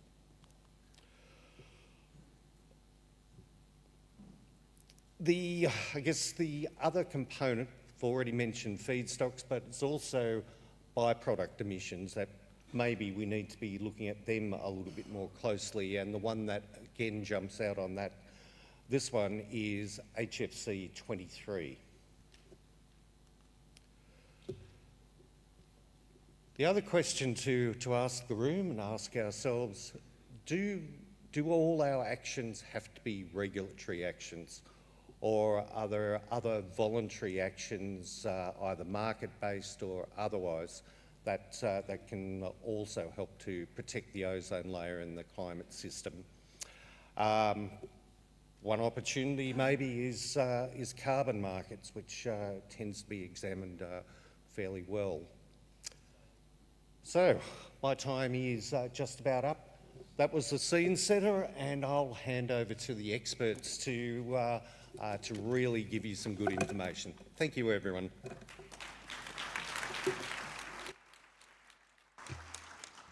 Thanks very much, Patrick, for the great overview. Especially good news that the ozone layer is recovering. I think this is what we are all here for and can bet our shoulders. However, there are still various issues that Patrick addressed and questions that raised, whether the measures that are needed when the phase out of ozone depleting substance has been completed. Or also, he raised the issues whether chemicals that have been phased out already, are they still of concerns? Of course, we have seen the CTC, but also halons and CFC emissions. And particularly interesting, I think, is the link to the carbon markets concerning ODS banks. Thanks very much. As the next speaker, I would like to give the floor to Steve Monska. Steve is going to talk to us about the detection and verification of unexplained emissions. The floor is yours. Thank you. Thanks for the opportunity to talk about this today. So I'm going to spend a little bit of time talking about detecting unexpected emissions of controlled substances. You know, in my view, it's good to remind ourselves there are two essential components to doing this. And one are well-quantified emissions derived from atmospheric measurements, either on a global or regional scale. But the second important component is well-defined expectations. And when I'm talking about well-defined expectations, it's often activity-based, inventory-based emissions derived from all the information we have about the processes that contribute, such as active use, production, banks, feedstocks, and also information that the parties have reported to the Multilateral Fund and to TEEP that then can supply us with better information about what to expect. Because if we consider, for example, the prominent emissions of CFC-11 a few years ago, this is a record of global emissions of CFC-11 from 2000 through 2017. And we can see that there appears to be an increase in those emissions after 2010, the phase-out time period. And on its own, by itself, you would say there's an emission increase. Is it something that was unexpected?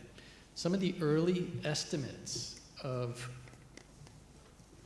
projections of emissions would suggest that end-of-life processes could have resulted in increased emissions even after the production phase-out. And so whether or not this was unexpected really became clear, in particular with the addition of the work of the experts at TEEP, industry experts, who supplied an added in-depth analysis of what to expect. And that's what's shown here in the shaded region. And you can see with this additional information, it becomes very clear that we're dealing with unexpected emissions for CFC 11. And when you add on top of this now, or consider an addition, this isn't working all that well, there we go. The updated information, even today, we have to ask ourselves, one important question to ask ourselves, are we back to where we expected to be? Is the problem resolved? We only answer that question by considering the emissions that we can derive from atmospheric measurements, but also understanding how those relate to the expectation.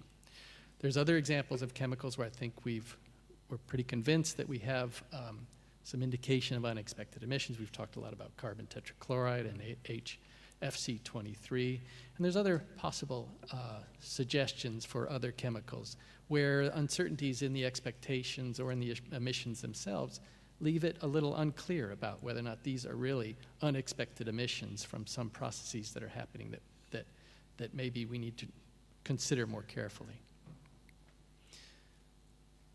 We derive emissions on a global scale from a network of remote measurements made at remote sites. That's where the red stars are there. And that process, those measurements, provide a measure of global emission and changes over time derived from atmospheric measurements. The nice thing is they include the sum of all emissive processes with some information about emission distributions, and this activity is supplied with low and high intensity operations. And the key, this process is key to identifying unexpected emission trends overall, but it has a number of limitations. It's only applicable to long-lived gases, ODSs and their substitutes. It's not, you can't derive global emissions for chemicals like the hydrofluorocarbon, or hydrofluoroolefins. They're very short-lived gases, and it has limitations arising from poor regional attribution and uncertainties in loss and in transport that lead to limitations on how accurately emission estimates are and how well we can derive them from year to year. On a regional scale, we have the added need of sites downwind of those emission regions. This is a map many of you are probably familiar with. It indicates the shaded regions are those where we can derive estimates of emissions on regional scales. And it's key for attributing global changes to specific regions, but we have gaps that limit our ability to account for global totals and to attribute global changes that we derive from the background remote sites to specific regions. And I'll just point out that there are a range of different methodologies that are used to provide this existing global coverage. And so when we look forward, in particular, when I think of the atmospheric-based estimates, we're working in the Montreal Protocol community to improve what we're able to do to enhance accuracy, regional specificity, and timeliness. And when I think about it, the current limitations are mostly related to capacity and information versus capability. And that is, in specifically network gaps. Multiple technical approaches are available to fill those gaps depending on resource availability and on-the-ground expertise. Thanks for your attention.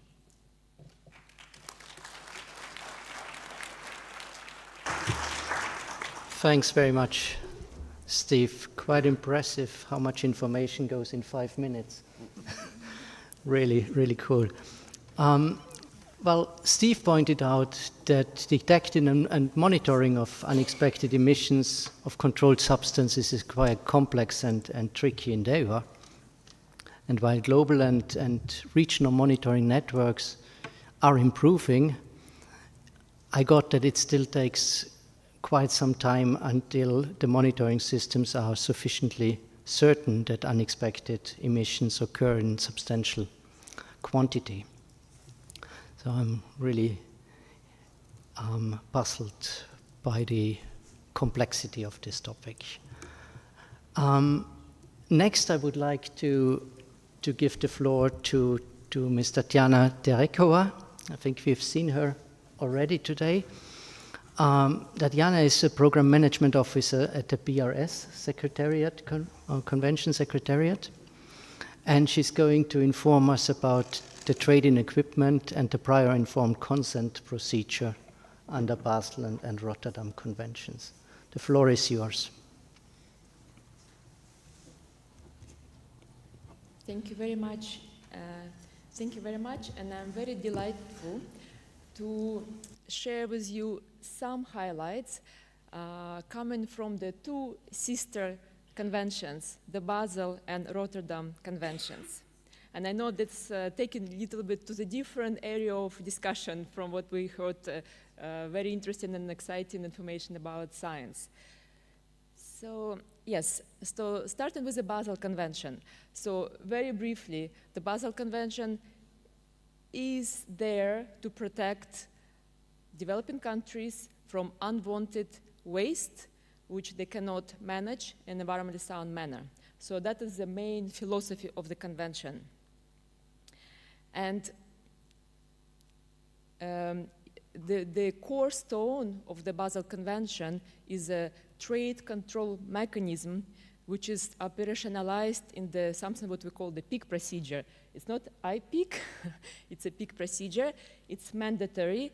It's being implemented by the competent authorities of the Basel Convention.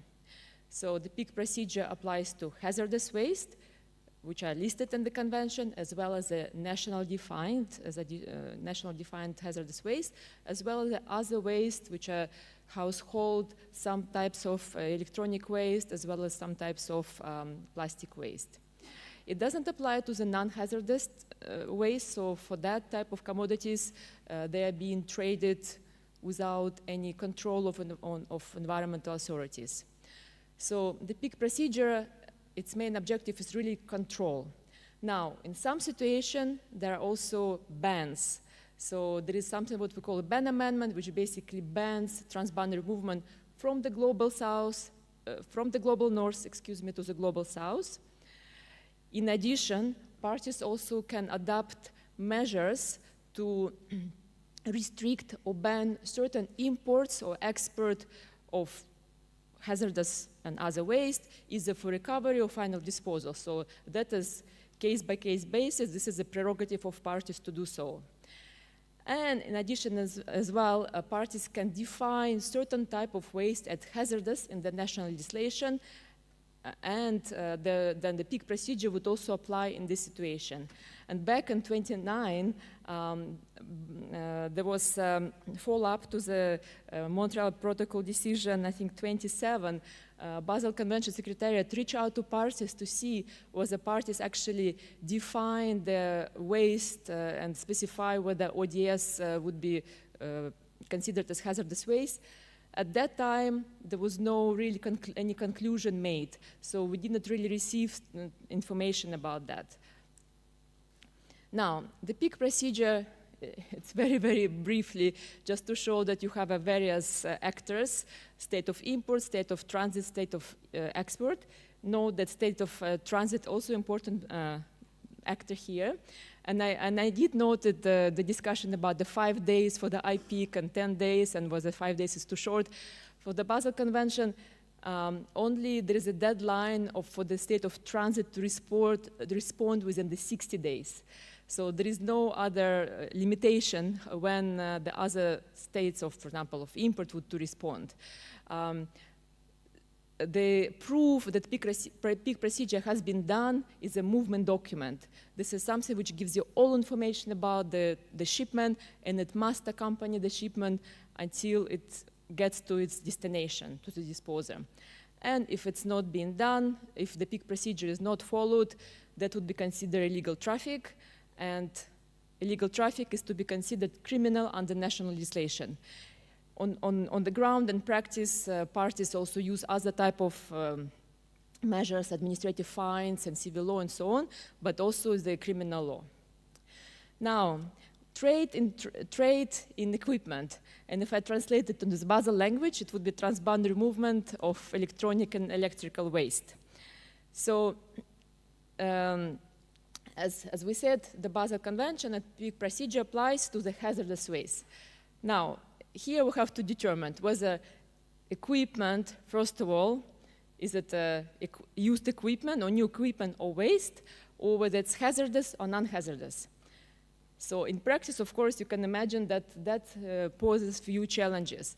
So the second question, was a hazardous or not, was actually addressed through the e-waste amendment, which will become applicable in 2025.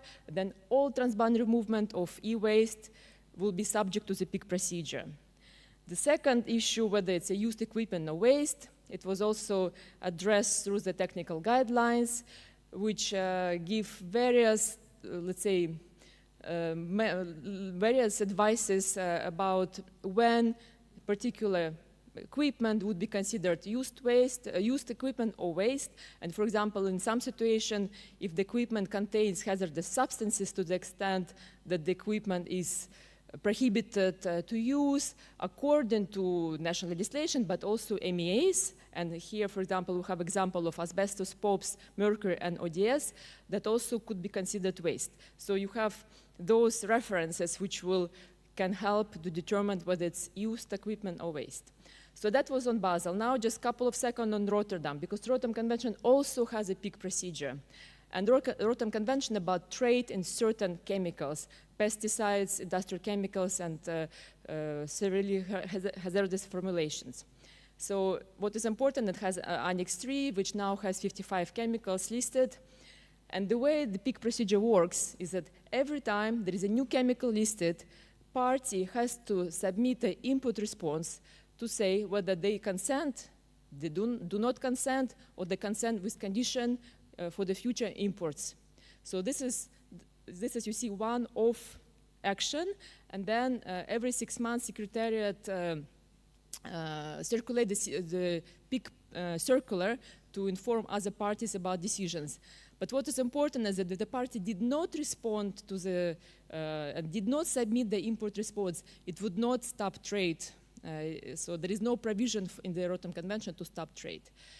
So just a last point that, just for your information, that methyl bromide has been recommended for listing in the Annex 3 on the Rotterdam Convention, and it will be tabled, or it will be considered at the next conference of the parties in 2025. And if listed, well, of course it's up to the parties, if listed, then the PIC procedure would apply also to this chemical. And with that, I would just perhaps to conclude that indeed, I think it's good to see where we can find co-benefits for the implementation of the various MEAs, multilateral environmental agreements, whether on the global level, but also on the national level. Because as you can see, for example, under the Basel Convention, there are various instruments to restrict certain import-export of certain types of waste streams. So this is something maybe could be also of use for the implementation of other treaties, such as Montreal Protocol. So with that, thank you very much.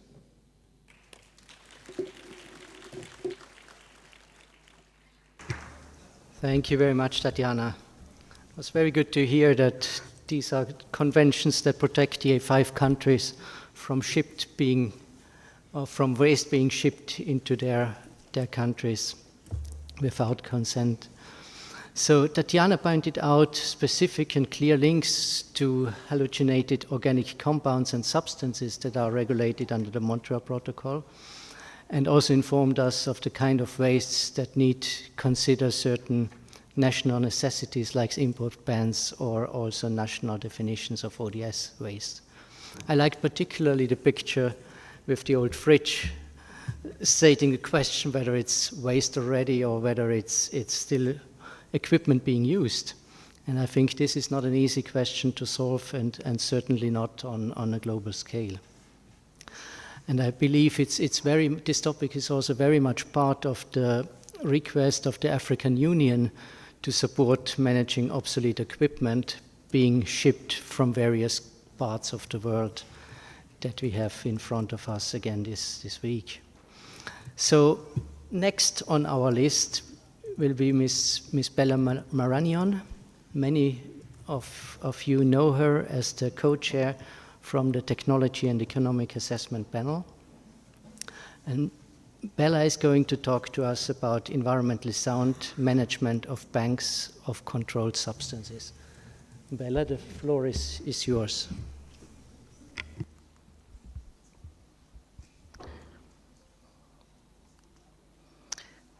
Thank you very much. Appreciate the opportunity. So I wanted to focus a little bit more on the idea of what to do with banks of controlled substances at end of life. We realize that the Montreal Protocol imposes very few direct compliance obligations for environmentally sound management of end-of-life substances, of ODSs and HFCs. There are a few. Article 2J requires the destruction of HFC 23, for example. There is Article 7 reporting for destruction using Montreal Protocol-approved technologies.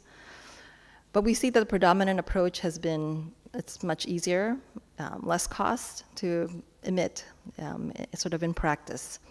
And it ignores the long-term societal costs of doing so, the idea being out of sight, out of mind. And we know, but we do know that there are missed opportunities here. Effective banks management maximizes recovery, recycling, reclamation, reuse, and destruction only after all other options have been exhausted. And this contributes to minimizing the global impacts from end-of-life emissions. You're very lucky. You're getting actually a preview of our TEEP presentations over the next day or so. A lot of this information is all contained in our assessment report for parties. So very quickly, we looked, I think there's an expectation that TEEP knows where the banks are, or at least the chemicals. We feel like we shepherd them from production to end of life, and there's an expectation that we know where they are at any point in time. Within the period controlled under the Montreal Protocol. And we try to, but we need a lot of information and coordination with other experts.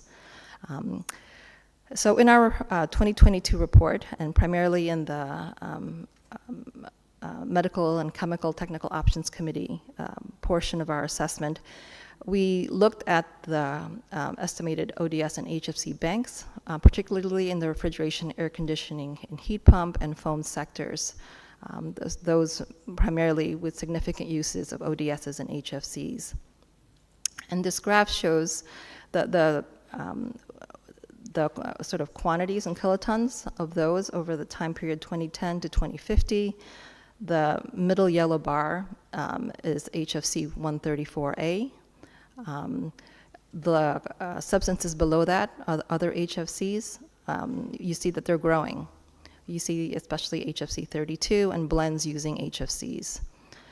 The bars above that are ODSs, and we see that some of them are still significant. CFC 22, for example, 141B, and the others, like the CFCs, have been declining as far as banks. Interesting that we'll talk about more in our presentation is where these banks actually are. For HFCs, the majority of those banks are in non-A5 parties. But we see that they're growing in A5 parties because of increased uptake of the equipment using the HFCs. So the banks in A5 parties are certainly growing. We see that they're going to dominate the global bank volumes by the early 2030s. And so we see that as an opportunity to continue to focus on addressing sort of available banks. We also know that these banks live in a world of different regulations, different requirements, different capacities, and different available destruction technologies, if that's the only option left to it. So certainly that's a challenge for us to make sure that we have the right information and the approach is coordinated to address the opportunity to address the remaining banks. For the next two slides, we just focused some information to share with you on what we see in terms of the trends in the banks for refrigeration, air conditioning, and foams, and another sector. I think we wanted to sort of question is how can we facilitate and prioritize addressing some of these end-of-life opportunities with banks more than we have previously? And what are the barriers that could be sort of addressed? We list a couple of points here. You know, looking at the resources related to banks, where might they be? Are there economies of scale in addressing the banks that are available in a more targeted way? We know that there's interest of parties to work with banks. We know that there's support to fund activities supporting bank management within the multilateral fund. We see there's interest in increasing policy frameworks for more national regulations as well as locally based approaches, creating the right economic incentives and markets to do something about these banks other than emissions. And we look to emerging market financial mechanisms to support those different kinds of efforts.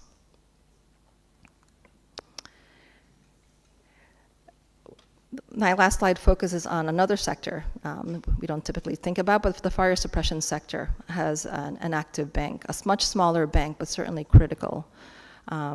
We know that there are remaining banks of HALONs, and there are growing banks of HFC 227EA, the primary HFC used in fire suppression. You know, to emphasize that critical here, that particularly HALONs are what they purport to be when in use. They're addressing a very important use, protecting property and lives, and so that's something that needs to be sort of noted. I didn't mention previously, but it is important, China's presentation on the Basel Convention, to not have barriers to transboundary movement of recycled, recovered material so they can go to places where they are actually needed and legal to do so. And so, you know, parties focusing on reducing those kinds of barriers would be very important.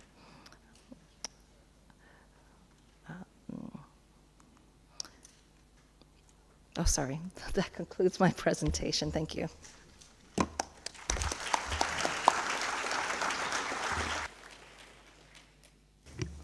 Thanks very much, Bella, for this very interesting presentation on the topic which is very dear to my heart, since we implement a lot of projects also ourselves on this.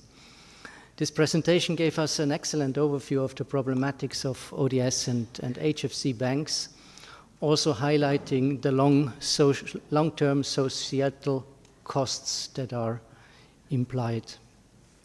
It showed that the overall bank volume does not change that much over time. Only its composition develops and varies. The preview also shows that there is substantial phase-in of certain HFCs, which we see.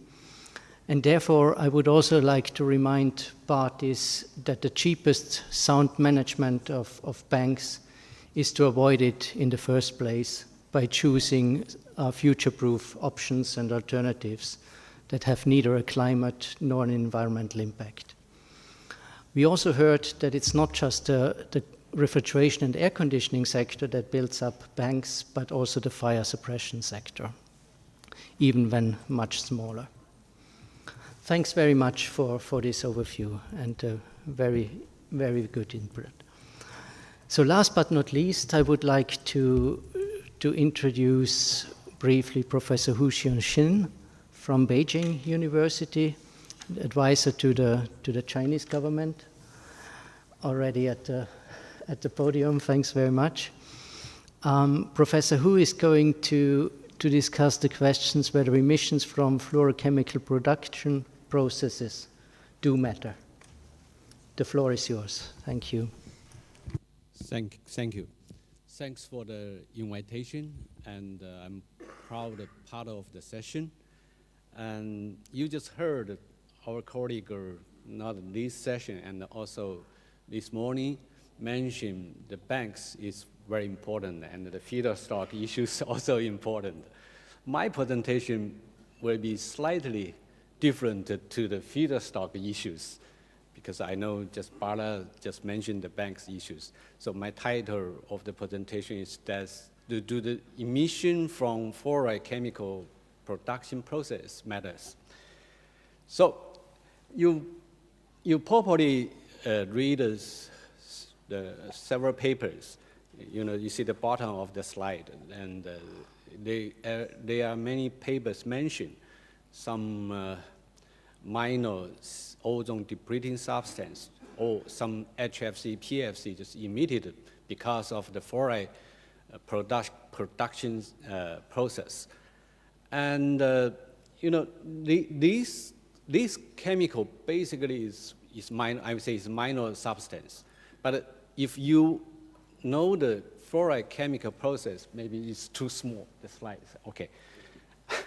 And you will see this simply chemical process, but it's really wide, various byproducts, is maybe important because not the minor products maybe because the secondary chemical reaction or impurity chemical reactions. So you already know some byproduction, HFC23, that's a famous one, and some other PFC 318. And but this process, we may understand a part of this process. Still a lot of byproducts, impurity in the raw material, and then produce some other substance we don't know. And so this is, we still not really understand the fluoride chemical process. And very important, if you read the recently IPCC inventory guidance that's published in 2019, you will see here that all other fluoride chemical, what's the emission factor? We used to, the 2006 guidance is 0.5% as a default data. But right now, they mention here is 4%, 4% with very high uncertainty. You will see from 0.1% to 20%. That's the uncertainty range. So this is how you understand the situation. If you use the new guidance compared to the 2006 guidance, and also we can use the Secretary data for the HFC in 2021, so you will see the emission from this process is really big different. You will see 8.5 million tons CO2 compared to a new figure is 68 million tons CO2 equivalent. This is only include the HFC production. We also understand they also have a similar amount production of HCFC, include the ODS application and feedstock application. So the process may be with very high potential emission. My last slide is you will see even the 4% emission factor actually is a statistic data. You can use the data built a national inventory, but you cannot use this figure to estimate one special production line emission amount. So compare Steve Monska and Patrick mentioned, we need monitoring. I think we not only need the monitoring in remote area, we also need a lot of research from the fluoride chemical production process. That's enterprises and the scientists must be working very hard. Thank you for your attention.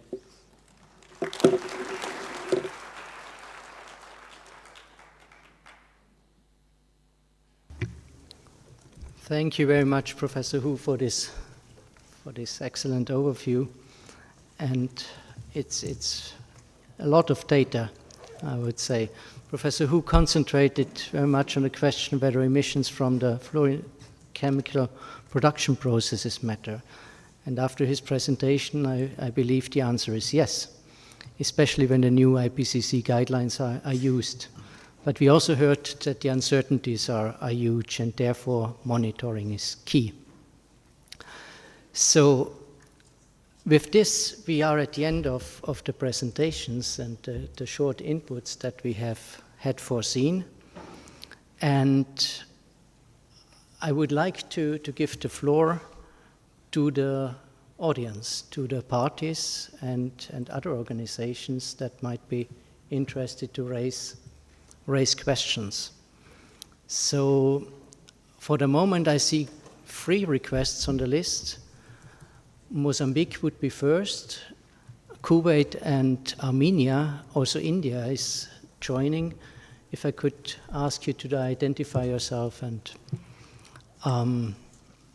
yes, give the floor. How do I do that? Please give the floor to, okay, it keeps changing. Mozambique has disappeared. Was that on purpose? So the floor is yours. Thank you very much, Mr. Facilitator. Good afternoon, everyone. When I saw the presentation for the first presenter, I said, okay, now I have the answer. Last year we went to the parliament and there was 11 questions and we gave 10 answers and 1 question remained until today, no answer. And that question was regarding the emission in Mozambique. As a national zone unit, we had a workshop and you know how to collect data regarding the importations, ODS and HFC. But we don't have the manner how to know what is the level of emission in Mozambique for each chemicals. So I'd like to request the panel, if it's possible, to assist Mozambique in this regard. The next issue is regarding to the second presenter, Madame Titiana. She spoke about the equipment, obsolete equipment. It's a complex issue. We have many of them in the country. Mozambique has 11 provinces and just 3 landfills around the country. So you can imagine, 11 provinces with 3 landfills, it means some of those equipment, the people are throwing outside of the landfill. So I want to know if the Basel Convention, Stockholm and other, you started to support developing countries in this manner to recover the equipment or to give the appropriate treatment and disposal. That's my question. And if you started to do the capacity building, because to say about good practice is not only to remove the equipment for somewhere, but to know how to give the treatment, those equipment. We are talking about chemicals. And we would like to see that support to our country, capacity building, and to train trainers that can send to some community. We have 300 community. And we are training people in other issues regarding the ODS, but we never train them regarding the hazard waste. Thank you very much for the floor. Thanks very much, Mozambique. Next one is Kuwait, and if we really want to go out here in time, we need to shorten questions and answers a bit. So perhaps we could limit it to 1 question. Kuwait, the floor is yours. Thank you very much, Mr. Facilitator. And my question will be for Titiana. As you mentioned in your presentation, Basil, I think there is one element that I want to have a clarification from you, that there are also waste for the precious metals, and air conditioning have a copper pipe in it, so it also goes to that binderies there. It will be a waste from that side. So how that is being covered, because I didn't see it in your presentation, because we updated Virgin was that precious metal and this copper and aluminium and these, and it can be waste from that side. Thank you very much. Excellent, thanks very much. And in the first round, 1 more question from Armenia, please. Thank you, Mr. Facilitator. I would like to make a reference to Patrick's presentation, but before doing that, I would like to thank Patrick for the way he presented the information, posing a question to the countries, because this is actually what instigates a lot our new thinking and new approaches. Particularly to this very last point on one of your slides, Patrick, where you asked a question to parties, what are the challenges or other problems we see? Under this other thing, I would like to make a proposal. IPIC system has been praised a lot and proven to be a very efficient mechanism. We have Montreal Protocol, 197 parties to the Montreal Protocol, and 100 of them are already using IPIC. We have a Basel Convention where we have PIC system, and 191 parties to the Basel Convention. So I just wonder whether it is time for the parties to the Montreal Protocol to consider converting IPIC into PIC. I hope I'm not opening a Pandora box with this proposal. Thank you.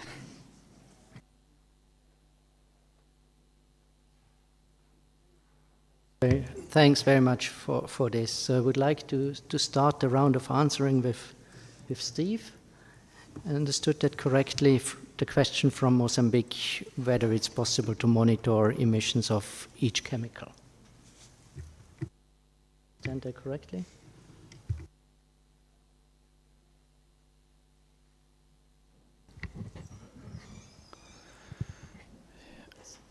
Yeah, okay.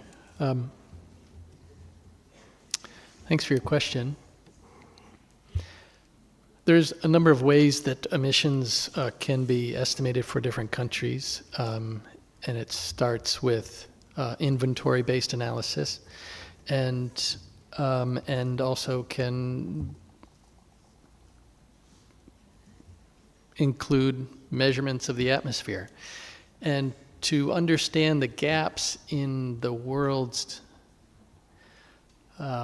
measurement capabilities, and to understand the amount of information available to provide inventory-based analysis, I think we should consider those perhaps inventory-based assessments to understand the large amount of emissions that are currently not being quantified through the atmosphere, and then work backwards to address the largest gaps first with the atmosphere, and as we begin to build capacity or in regions where we don't have atmospheric measurements. So I think there's a number of approaches that can work to fill those gaps, and we have a way to prioritize those so that we can work with different countries to help them estimate their emissions.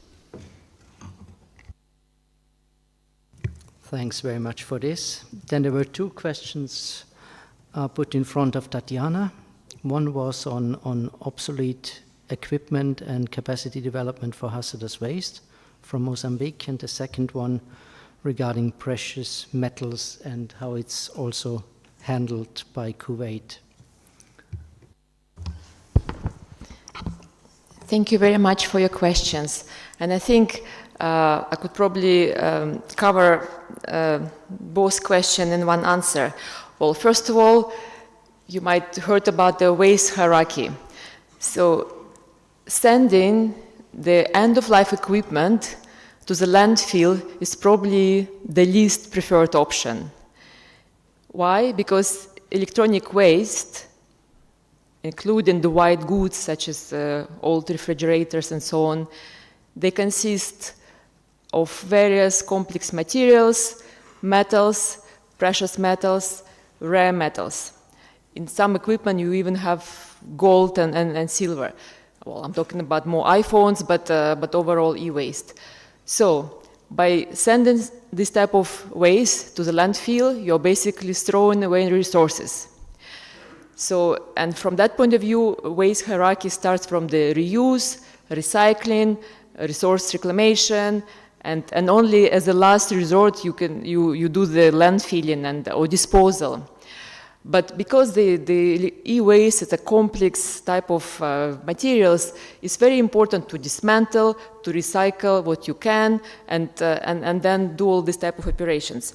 So that is the first point. Also, electronic waste is also special because it has not only precious and valued materials, but also toxic chemicals as well. So from this type of view, you probably heard about the so-called cherry picking.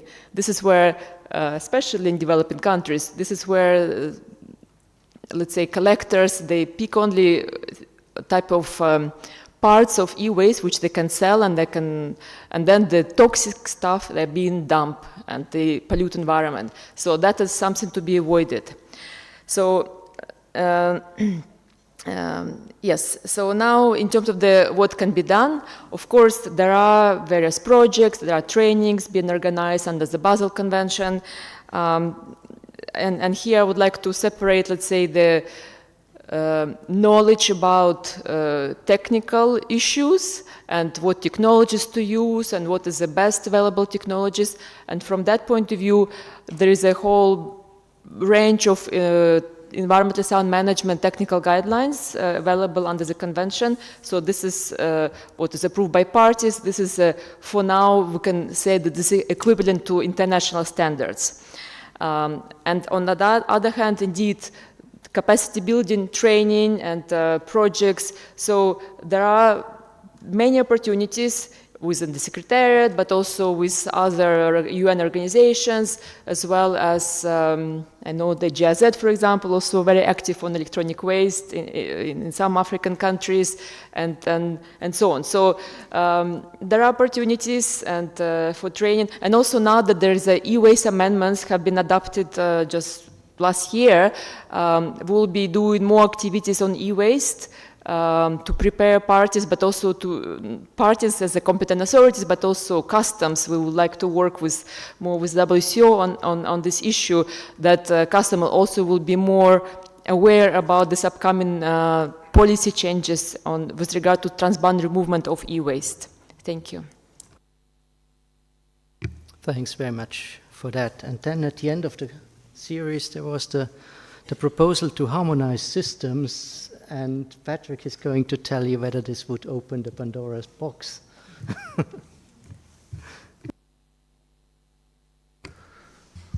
Oh, thank you. I was taking that as an acceptance of an invitation to the room to actually answer the question, what else we can do. But now I have the microphone. The prior informed consent system that we have within the Montreal Protocol, or the IPIC system, it came about quite some years ago, and it's often when you get the informal systems, they're implemented as a light touch approach, that there's not enough evidence to support the need for a formal system, but sufficient support to have an informal system.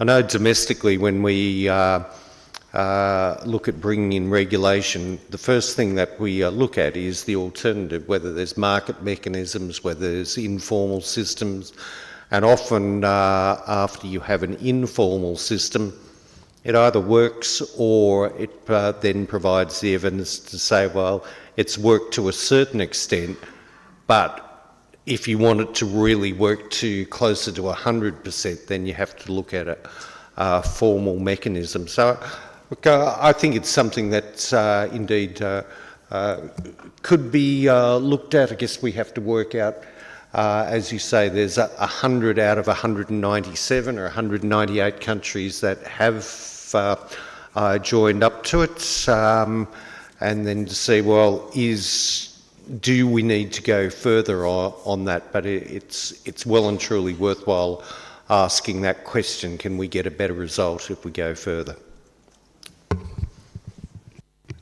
Thanks very much. So the next round of questions would be led by India, followed by Cameroon and Samoa. India, can I request you to take the floor? Peter. My question is from Ms. Tatina. How is the PIC procedure under the Basel and Rotterdam Convention different from the IPIC of the Montreal Protocol in terms of 5 days time frame for the IPIC and also effectiveness as compared to IPIC? And another question is from Ms. Bella. In terms of end-of-life management of controlled substances, did the TIP examine any of the national regulations, framework for management of such substances? Thank you.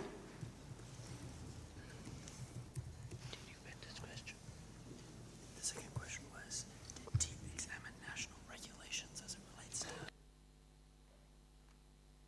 So next one would be Samoa.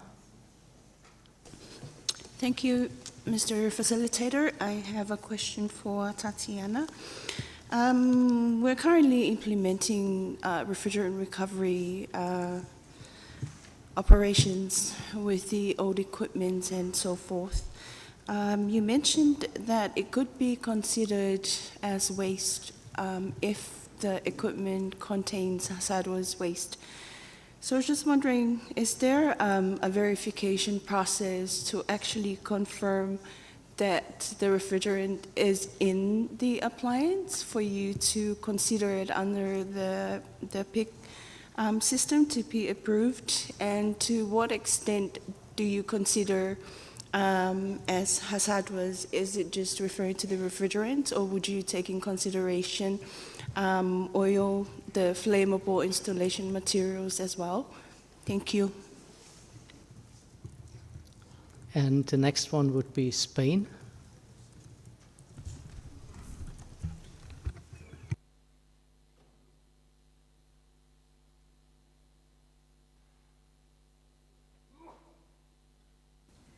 Press again. No, press again. Okay. Thank you. In fact, it's European Union in this case. We invaded a bit the space. This afternoon session very much points at long-term challenges for the Montreal Protocol, whereas this morning we had rather those points on the table which can find or which can be addressed in relatively short terms, but we would like to express our support for Pat's introduction, pointing at the remaining challenges. And from our perspective, the protocol should indeed focus on the longer term, focus more on emissions from feedstocks and other relevant substances, in particular from industrial sources. ODS and F-gas banks, we saw, play an important role for the ozone layer and the climate system, increasingly on climate.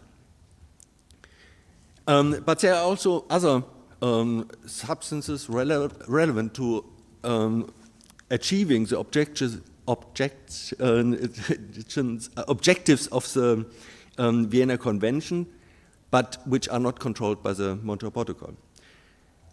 And of course, and that's an issue which is particularly dear to us, and that's atmospheric monitoring. And Stephen's presentation made very clear that there are gaps and highlighted the importance to move ahead and to close those gaps. In this context, we have a very concrete question to Stephen. What are the costs for establishing an intensive monitoring station, both in terms of investment, but also the operating costs to sustain the use? And would it make a difference to extend the scope of the covered substances beyond the controlled substances usually monitored, also monitoring other halocarbons. Would there be a big difference in the necessary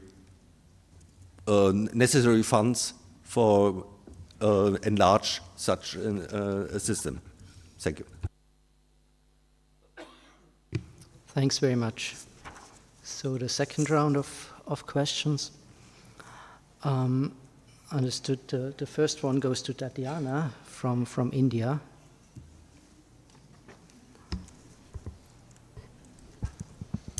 Yes, please. Thank you very much, Chair. Okay, so we'll start with the peak procedure and IPEAK procedure. What are the differences? So although we use the same concept, peak or IPEAK, the three procedures between Montreal Protocol, Basel, and Rotterdam are very different, the way they are operationalized. So in IPEAK, you mentioned that you have a deadline of 5 days to respond. Under the Basel Convention, you need to notify about proposed shipment for every shipment. You have one exception, you can do it for you can call something, there is something which is called general notification, so it's the same type of waste going to the same port, to the same country of exports through the same route. So for that, you can actually have a notification for 12 months. But otherwise, the general rule is that you have to request or notify parties concerned every time. This is number one. Number two, there is no really deadlines except for the state of transit, and that, I think, it does actually create a little bit of sometimes unhappiness that the peak procedure under the Basel Convention is slow, because in some cases parties do not respond or respond very late, and so on. And by the way, I just wanted to mention that now we have a formal process to review and to improve the peak procedure, to make it perhaps more faster, more efficient, and that's very much linked to another process about digitalization of the peak procedure. So it could be that the future will be that, but of course we're talking about 190 parties, so it's a long process. But also there is an enforcement element to the peak. So if peak is not respected, then it's illegal traffic, and then it's enforcement, and it could be quite serious.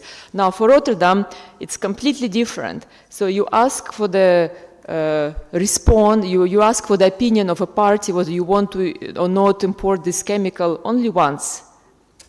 And then, of course, the party can change their mind later on, but it's really one-off action, and then there is no really enforcement measure linked to that. So that is a totally different approach to peak procedure. Now for the question from Samoa, very complex and very interesting question. So I guess, first of all, maybe we just need to be sure that this is transboundary movement we're talking about. So it's import-export of specific, you mentioned refrigerant recovery operation. So to answer this question, I would like to first mention first we need to make sure these are waste, and waste are defined by the convention is that it's substances or objects which are disposed of or required to be disposed of by the national law.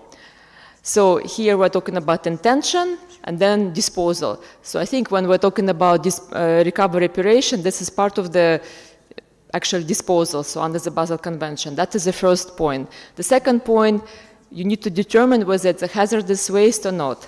And for that, the convention has two elements. In order for the waste to be classified as hazardous, waste stream need to be listed in the Annex 1 and 8 of the convention, or they need to contain hazardous constituents, which are listed there. And currently what we have under the Annex 1, two constituents which could be linked to Montreal Protocol, which is Y41, which is a halogenated solvent, and Y45, which is organohalogen compounds. But this type of waste, they also, we need to prove that they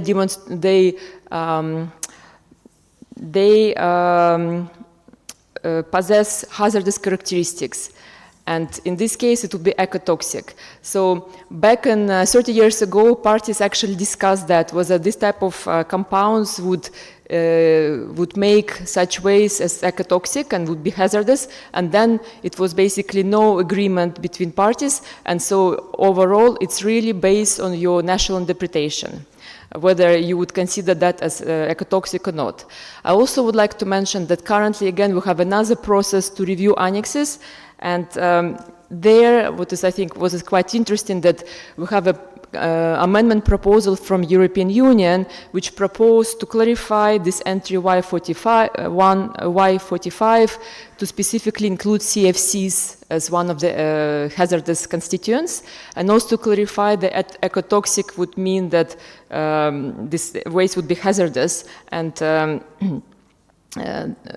yes, so once we have this perhaps more clarity, and once the convention will be amended, it will be more clear whether, whether this type of waste will be hazardous or not. However, currently it's really up to your national legislation and your interpretation as a party to the Basel Convention, whether you would consider this waste hazardous. But I think in the end, we can also look in the more details bilaterally, and also perhaps you can also reach out to the competent authority of the Basel Convention in Samoa, because they are the responsible authorities for these issues. So I hope I did not clarify this point. Thank you. Thanks very much for this comprehensive elaboration. There was one question also for Bella still, whether TEAP examined also national regulations, if I understood correctly, please. Yes, just if that was my understanding too, the question from India was to whether we considered some regulatory frameworks for end-of-life management, and we did in our MC Talk 2022 report. We did look at some programs that actually stand out. In its review, we saw best practices in terms of regulations addressing end-of-life ODS and HFCs from Australia and Japan, as well as the EU, the US, and Canada. So some of those information are shared in our report. Thank you. Thank you very much. And finally, from the European Union, covered as Spain, there was also support from to tackling long-term challenges, and two concrete questions for Steve. Yeah, thanks for that question. I think there's information in the white paper related to that, and also that's going to be presented later in this week in some presentations by the SAP. But I'll just summarize what I estimate, what I estimate of those costs. It's a range depending on the approach, whether or not it's low-frequency flash measurements all the way to high-frequency measurements with an instrument on site. So startup costs might range from $25K to $500,000 or $1 million for startup, depending on the approach chosen. And then to annually maintain that, it might be on the order of $25K for weekly low-frequency flash measurements, up to maybe a couple hundred to 1,000 to $500,000 to maintain in situ instrumentation. And that depends some on personnel costs. Those aren't necessarily included in those numbers that I mentioned. And the costs for the facilities, and also for the analysis of the data. With regard to extending observational capabilities to include measurements of uncontrolled substances, the types of techniques to use to measure halocarbons typically readily measure both controlled and uncontrolled substances that are fluorinated, halogenated gases. So there's not a whole lot of extra cost associated with measurements of DCM, for example, on an instrument that's making measurements of CFCs, HCFCs, and HFCs, as long as it's a mass spectrometer type of gas chromatograph instrument. The additional expenses come when you want to try to measure other gases like nitrous oxide or chemicals like that in particular, I would mention. Thanks. Right, thanks very much. Then there are two remaining requests on the list, Maldives and Kenya, and I think we lost Nigeria, but I'm not sure about that. Maldives, the floor is yours. Thank you. Thank you to all the presenters. My question is to Tatiana. Just before my question, I just want to say that in our own language, in the Maldives, we have a saying that for the law breakers, there will be hundreds and thousands of ways to do so. So with Basel Convention having the PIC procedure, I was just wondering whether there were any illegal trade reports from any country, and if so, what were the procedures or what were the penalties taken? Knowing that the domestication of treaties in different countries will be different, but what were the actions from the Basel Convention? Thank you. Thank you very much. Kenya would be next.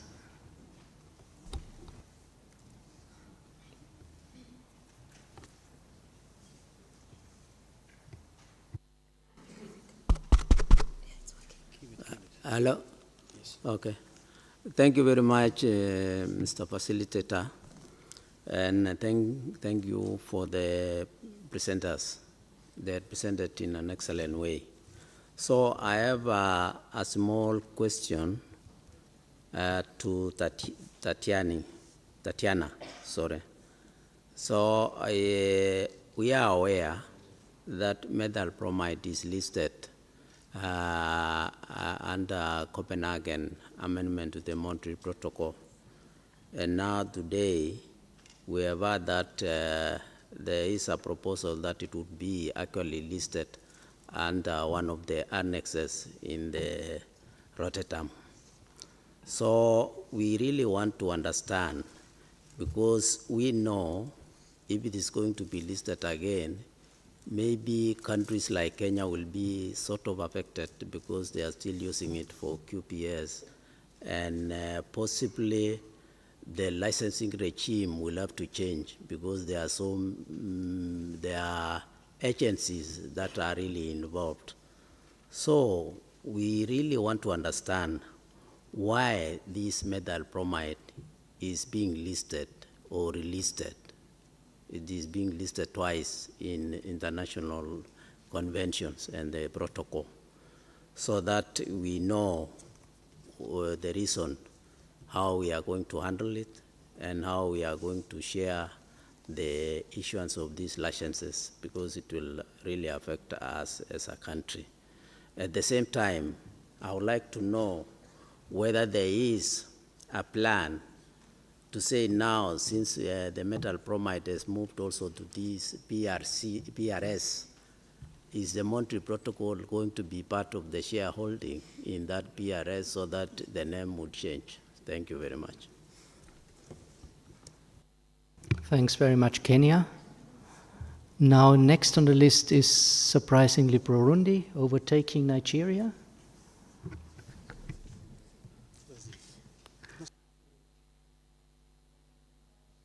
My concern is the use of the tools and the methodology of IPCC 2006 related to capacity building, because the experts are sometimes changed, and also the inventory, the greenhouse gases inventory is not really with transparency, as we don't know the data used, the clear data used for each countries, because it's own inventory. Each country makes its inventory, and we are not sure for the data using.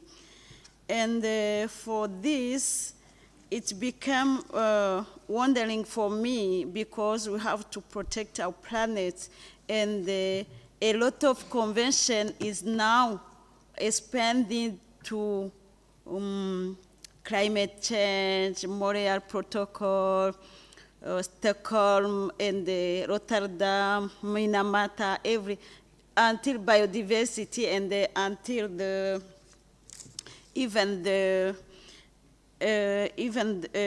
even now we have plastic pollution abolition. So it becomes difficult to see the unity between those conventions. That is my question, my concern, how we can deal with one convention including all of those. And the other question is with the new with Montreal Protocol, with the new technologies. For example, for Africa, we have old refrigerator, and the new ones are expensive, and the technology, our technicians don't have enough capacity to use the new one. That is my concern. Thank you very much. Thanks very much for this. Then we have Nigeria next on the list. Thank you very much. My own concern is this. The growing demand for the use of HFC 32 as an alternative in the AC sector is a concern to me. And I want to know, I hope HFC 32 is not a transition substance again, because I remember it all started this way. During the CFC phase down, we started with the high ODP substances, then to the low. Because to convince stakeholders again to start phasing down or phasing out HFC 32 will be a great problem in my country. Thank you. Okay, thank you very much. Then we have Senegal next.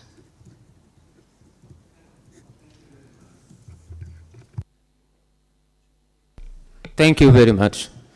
My concern is on HFC and ODS Bank. Pilot projects are being discussed in the EXCOM, but we need a mob decision that will allow us to avoid around 90 billion tons of CO2 equivalent by the end of the century. That is a huge climate opportunity that we should not miss in order to deal with the climate emergency. The other one in this line is that for Africa, we need a regional recycling and destruction center as soon as possible. Thank you very much.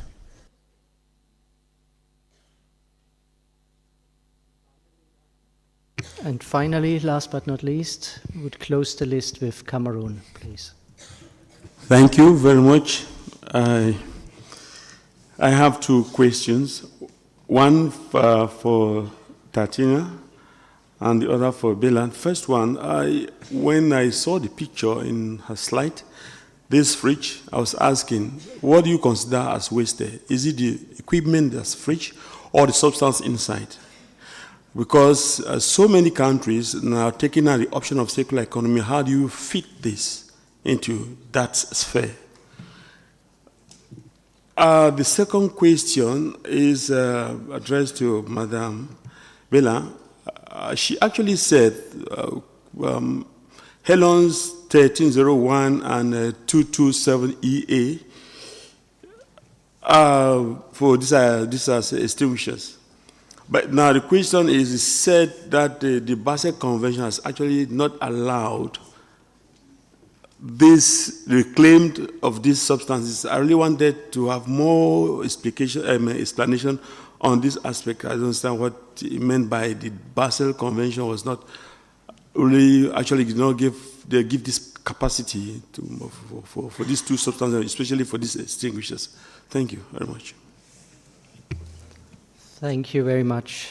So I would like to address the panel answering the questions, and if the answers could be short, we would appreciate that because time is running out. So again, there were quite a lot of questions to Tatiana, and I hope you took good note of that. Thank you, Chair. I tried my best. So I will start with a question from Maldives about illegal traffic or trade. And well, first of all, indeed, we do collect the information about the case of illegal traffic. That's usually reported as a part of the national report, which is mandatory every year.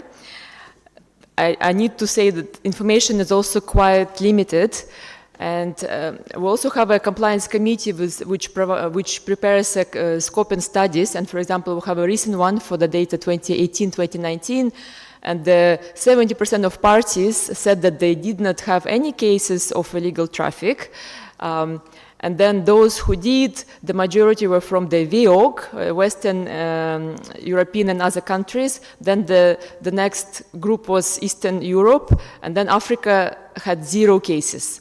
And I guess that takes us to the question from Australia, we don't know what we don't know, right? Or do we actually, yeah, so this is just give us some food for thought. Do we really have no cases from some regions?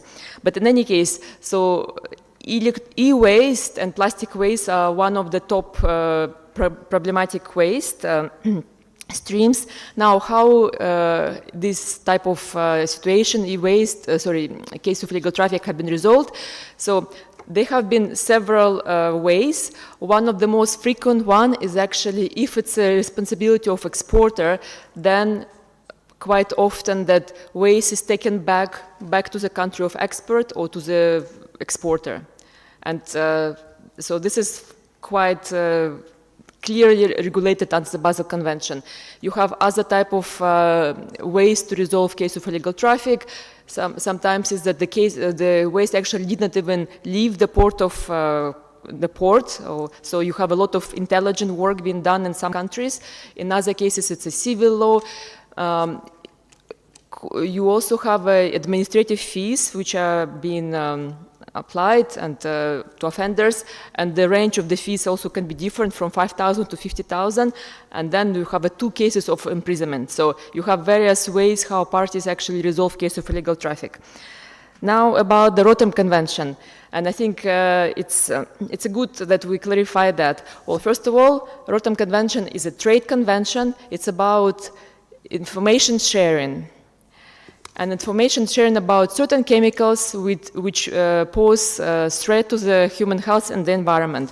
And the way the chemical is proposed for listing is that the 2 different parties from 2 different regions have to submit a proposal, and it goes to the scientific committee. And then if all the criteria are met, that actually there is a proof that this chemical is dangerous, then the committee make a proposal to the COP to list this chemical. But by listing, it doesn't mean banning, not at all. What it really means that you alert countries that this chemical is dangerous, and then you have to be cautious about that. And methyl bromide is proposed to be listed as pesticide. So. And of course, we also have to see whether parties will decide to list or not, but it will absolutely be, we cannot really say that it will mean any merging, anything like that between conventions. So all conventions stay legally autonomous. They have their parties, they have obligations. So it's just, if that does happen, it means that you will have information that this chemical is dangerous, and then you might decide to prohibit it to accept importing it or not. But it doesn't really mean global ban or regional ban, anything like that. And then finally about a question from Cameroon about equipment. Yes, when we're talking about e-waste, we're talking about the whole fridge, refrigerator, not specific part of that. So, and I think it's very interesting that you mentioned circular economy. indeed, the whole, let's say, Basel philosophy, it's about circular economy, that you actually start from the reusing and then actually preventing and then reuse and then recycle. So you try to keep the circularity, and only at the last resort you go to disposal. Of course, there are some restrictions, but this is to find a balance between improve, let's say, facilitate trade, but also not to have some loopholes and have some countries as a dumping grounds for unwanted waste. So this is, this is very fragile balance, which I think international community is trying to find to find a solution for how to deal with waste. So I hope I answer your questions. Thank you. Thanks very much. Thank you. Then there was one or two questions, I'm not sure, to Bella on banks and whether there is a mob decision needed to make use of the huge climate benefit, or to realize the huge climate opportunity that we have ahead of us. And secondly, also on HEL loans, I believe. Yes, thank you. I think it was more a statement than a question to me of a MAP decision, this is from Senegal, being taken to take advantage of the opportunity to do something about some of the banks. And certainly we've heard that it could be a significant benefit to address these banks and to avoid emissions altogether. But I will not respond to the question of whether the MAP will be taking a decision on that point. The question from Cameroon, to clarify a little bit the comment that I had made about HALON 1301.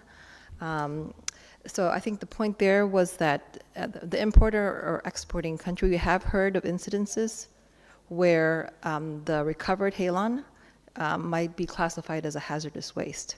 In that case, it may trigger requirements under the Basel Convention, which makes the transboundary movement or trade of the recovered HALON more difficult. And so we are aware of incidences where some parties classifying the recovered HALON as hazardous waste makes it more difficult to allow that shipment to move freely.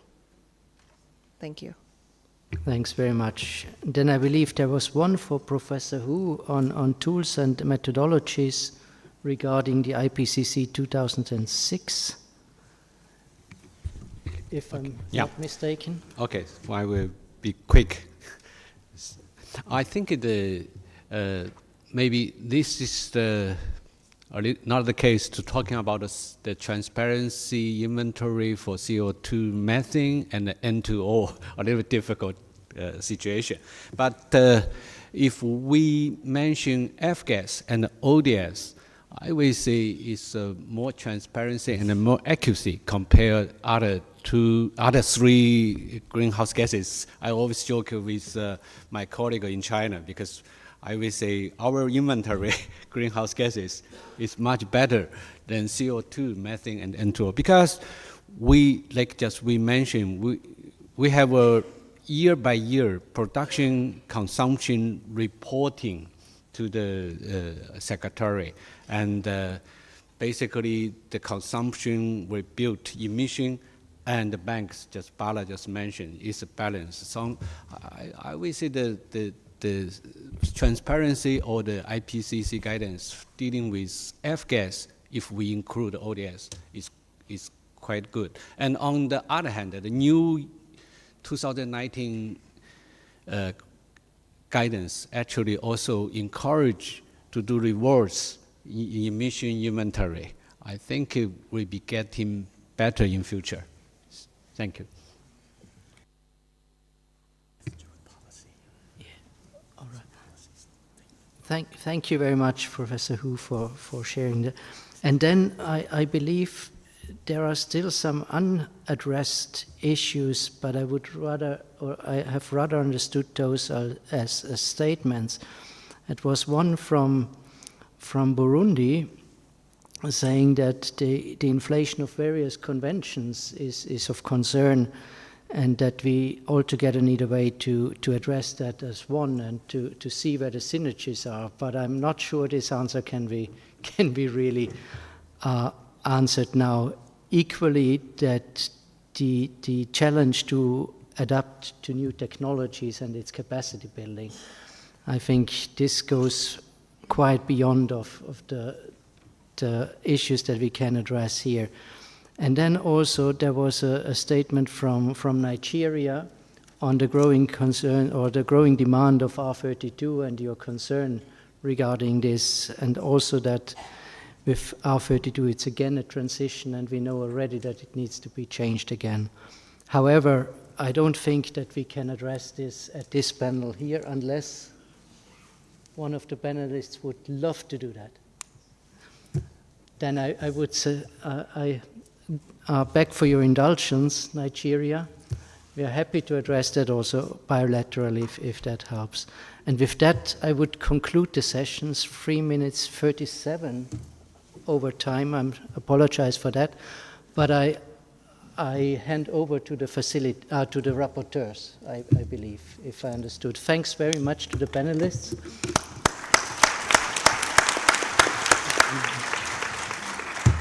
And thanks for your interest.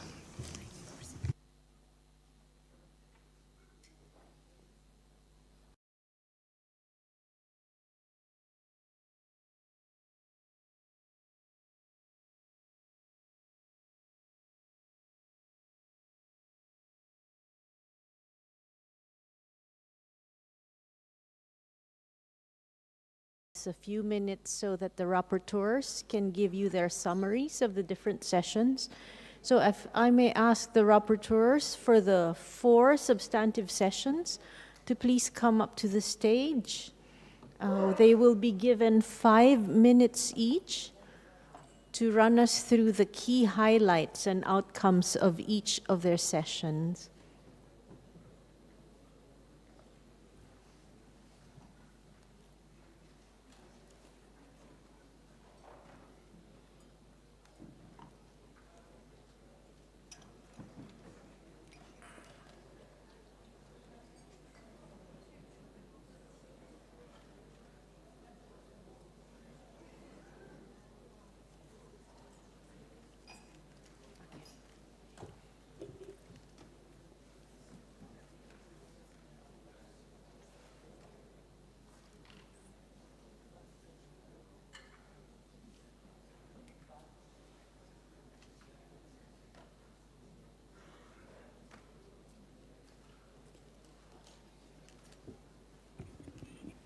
Since we've had a long day and you had a lot to listen to, we thought it would be best before we call it a day to ask the rapporteurs who've been diligently taking notes just to give you high-level summaries of what came out of their session. So each rapporteur will be given 5 minutes to present the outcomes of their session.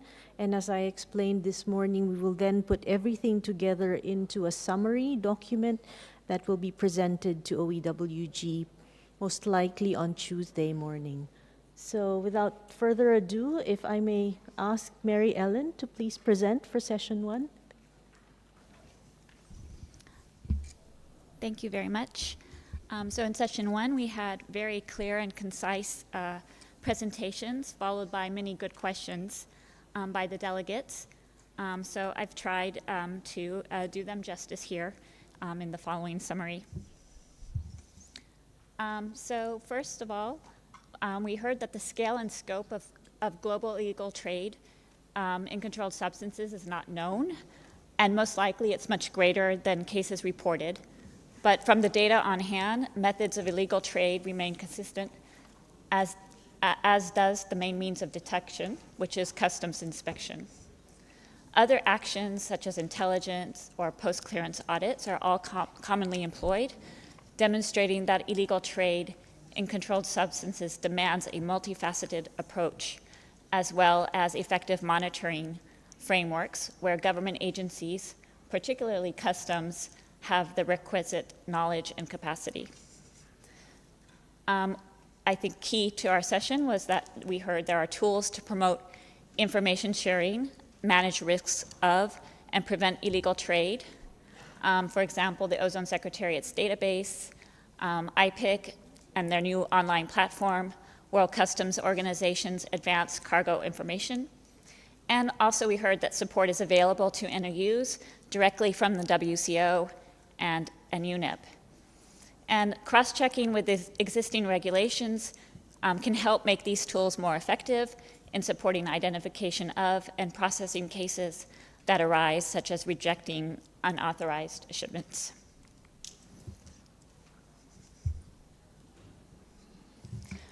With HFC phased down, there is opportunity to introduce new mechanisms to address noncompliance in a more immediate manner, in addition to traditional enforcement measures. So some examples we heard this morning: use of a quota allocation or allowances to deal with breaches in administrative measures. For example, when an importer exceeds their quota or there's no license. And also third-party auditing of company records. Also approaches that can not only combat illegal trade, but also prevent illegal trade, basically to inform plus deter, detect, and disrupt, include a whole-of-government approach, which is engaging different agencies early on, even before a regulation is in place, towards a common goal, and information and data sharing with relevant agencies, sharing HFC production and consumption data with the public and market participants, for example, to foster cooperation and exchange of information, and most importantly, transparency. We heard that there are special risks posed from illegal trade in more challenging areas of foreign flag vessels and free trade zones. But these can be manageable and are within the purview of governments. So we heard the example of Fiji, where their regulation requires declaration of HCFC consumption, covers inspection by customs, and other measures.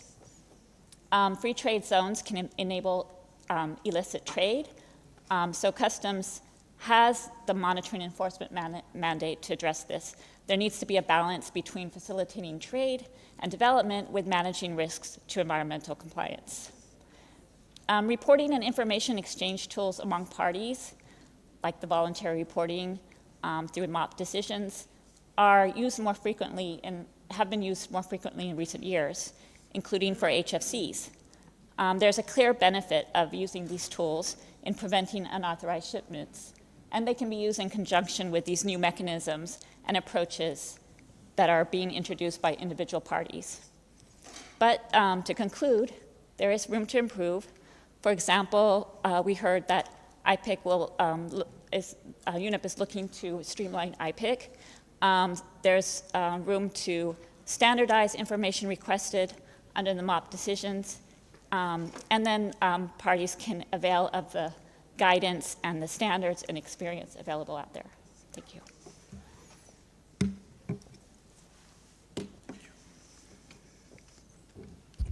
Thanks, Mary Ellen. So if we can directly move then to session 2. Fukuya, please. Thank you. I made several slides, but I'll just skip some of the first 2 slides. Just for people who do not speak English well, I hope you can refer to this in the future, and then you can learn what was discussed. So this is session 2 summary. So I'll start from here. So in a summary, in a nutshell, we heard various different licensing and quota systems that have been developed and tested. I used try to refer to the species evolution because I felt each country had a different geological status and socioeconomic status. So I feel different country has a different licensing and quota systems. So it has evolved into various forms. And some licensing systems are very well integrated into national customs systems. We had a presentation from China, EU, and Ghana. This system is also used for annual reporting, which I believe it's important for consistent reporting. There have been some challenges, such as cross-checking between the interagency arrangement, also transit movements, I think I just explained by my former presenter, needs to be strengthened and for other licensing systems. But in general, I believe quota systems work in controlling the consumption. Also, these systems have been evolved with some interactions, such as here, or through the IPIC systems. So that some are very similar maybe, but I see very still variations in the different systems. And the Kigali Amendment poses challenges, like more blends are coming, and then CO2 emission-based control, and quota at the subsector levels, and also the proof of recycling and reclamation. This is also be a new challenge. Okay, so discussion was focusing on several key points. Interagency coordination, like data sharing, how to share the data, and how to expand, replicate the good practices, and also how do we plan future if single window systems are developed, or if you have electronic systems to be developed.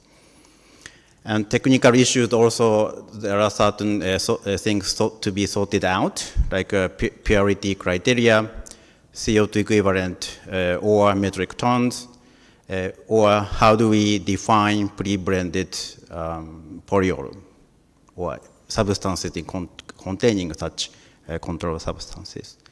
And clarification on the existing licensing systems were asked and then answered. Some advices were given to the followers. And also we discussed about the licensing system for equipment containing refrigerants. And this is not mandatory, but parties should monitor the imported quantities carefully. That was the advice given. And also, we had some observations about the needs for involving technicians as the most vulnerable stakeholders, as well as the lack of people's affordable access to safe cooling. And I'd like to end my reporting with some questions for you during this coming up week. For example, which discussions or good practices inspired you? Could you simply extend the current existing licensing system in your country? Or if not, what needs to be addressed? And how can you, the interagency, improve the interagency cooperation based on the success stories given? And then should licensing for the equipment be established or not? And there are some decisions on the technical issues. And what policies options can promote low or zero GWP refrigerants? And what are the priorities, policy, capacity building actions you need? I hope this will help your discussion. Thank you.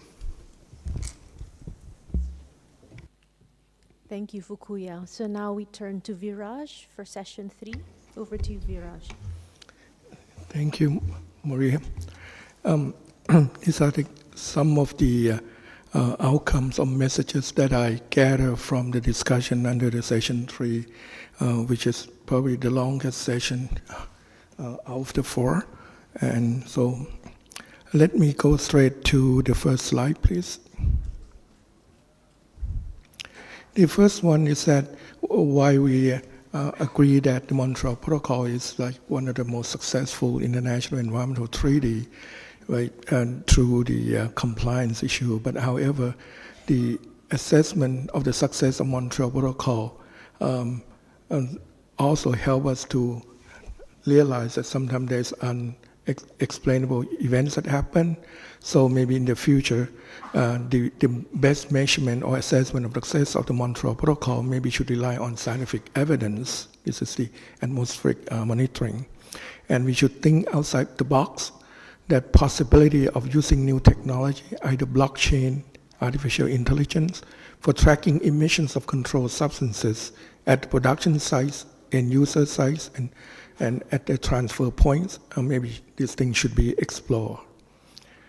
Also, new measures to improve implementation and enforcement regime should balance between benefits of such measures and additional burden that they may have on governments. Also, need for clarity on certain definitions under the Montreal Protocols, like what really mean by illegal trade or illegal production or consumption, and whether pre-blend polio is considered as a controlled substance or as products, and also free trade zones, which also addressed by earlier session. Next slide, please. And it's large number of the presenters and reactors, as large number of participants also expressed the importance of continued cooperation of Customs Department and other relevant authorities in the country for effective monitoring import and use of controlled substances. Capacity of relevant authorities need to be built and sustained and evolve over time. And one of the main challenges is high turnover of personnel.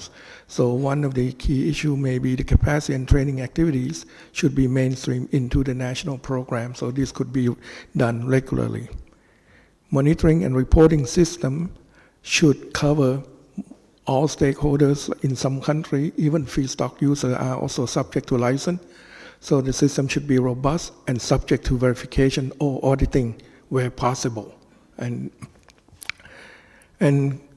with regard to the industry, good relationships with industry can enhance authorities' capacity to prevent illegal trade. Industry could be a good source of information. And quick, clear, and regular communication with the industry could help improve enforcement. And culture of compliance is essential for effective enforcement. Next slide, please. Efforts should be made to identify and move unregulated importers and users to become regulated.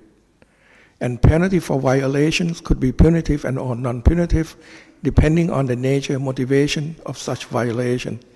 However, the most important thing is enforcing penalty should be firm, fair, and transparent. Penalty should be meaningful, enough to deter future violation. Next slide, please.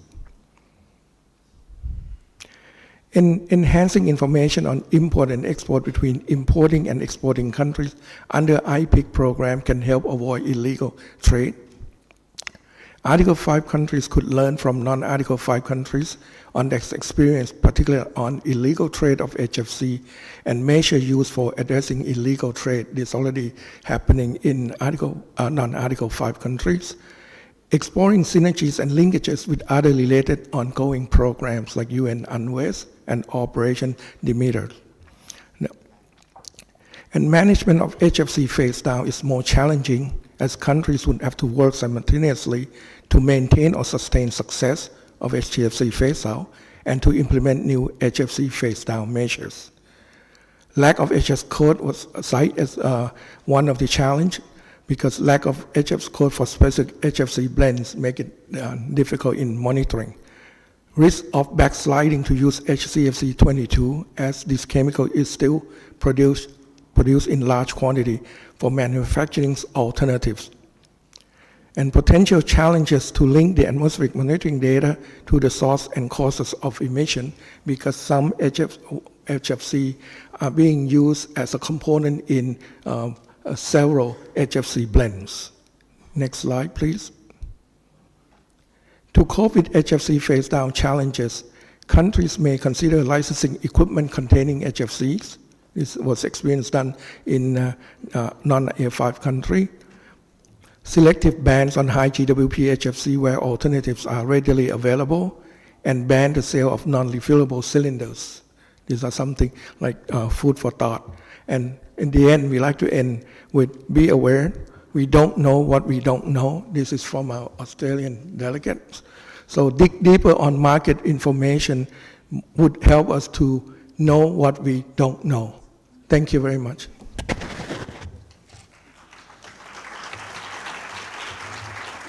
Thank you, Viraj. And last but not least, we have Iko, and you will excuse him because he just came from session 4, so he's not been able to prepare some slides. But over to you, Iko. Thank you very much. And my apologies, I was not able to quickly put together some slides. Patrick really kicked off our discussion and set the stage by asking what are the measures that we need after the phase out of ODS is complete, and how can we use those lessons for HFCs? Raising questions on some of the key challenges that we may face, ranging from byproducts to feedstocks to other matters. We heard an excellent presentation on atmospheric monitoring and how those measurements can be used in conjunction with well-defined expectations to infer unexpected emissions, with a highlight on gaps in such monitoring and different options to address those gaps.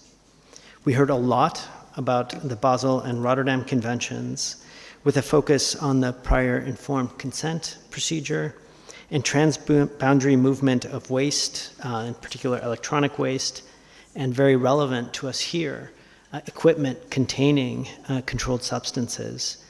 And I might just note that there were many questions about the photo of that refrigerator that generated a lot of questions. We also heard about the importance of better understanding banks of controlled substances, with a rich discussion on the environmentally sound management of such banks, including a focus on recovery and reclamation with disposal as an option of last resort. There was an excellent presentation on emissions from production, highlighting some of the uncertainties of those emissions, and that the statistical data can't be used for a specific production line in a country. During the question and answer, there was a good discussion on possible costs related to strengthening atmospheric monitoring and whether there would be additional difficulties and costs related to extending such measurements to fluorocarbons that are not controlled substances. I think Tatiana was very much welcomed here because she got many, many questions, and there was a very rich discussion about waste, electronic waste, and end-of-life management. I don't think I'll be able to summarize all those questions here, but a few highlights ranged from, well, do we need to transition from the informal prior informed consent to something more formal, something more like a PIC? Is that fridge the waste? Is it the refrigerant gas? Is it all of it? What makes it hazardous? How do the BRS conventions deal with illegal activity? How can we deal with the proliferation of conventions with overlapping mandates? And I think a particular issue there related to methyl bromide. So there was a very rich discussion, and we sort of ran out of time as well. And I'll end right there. Thank you very much.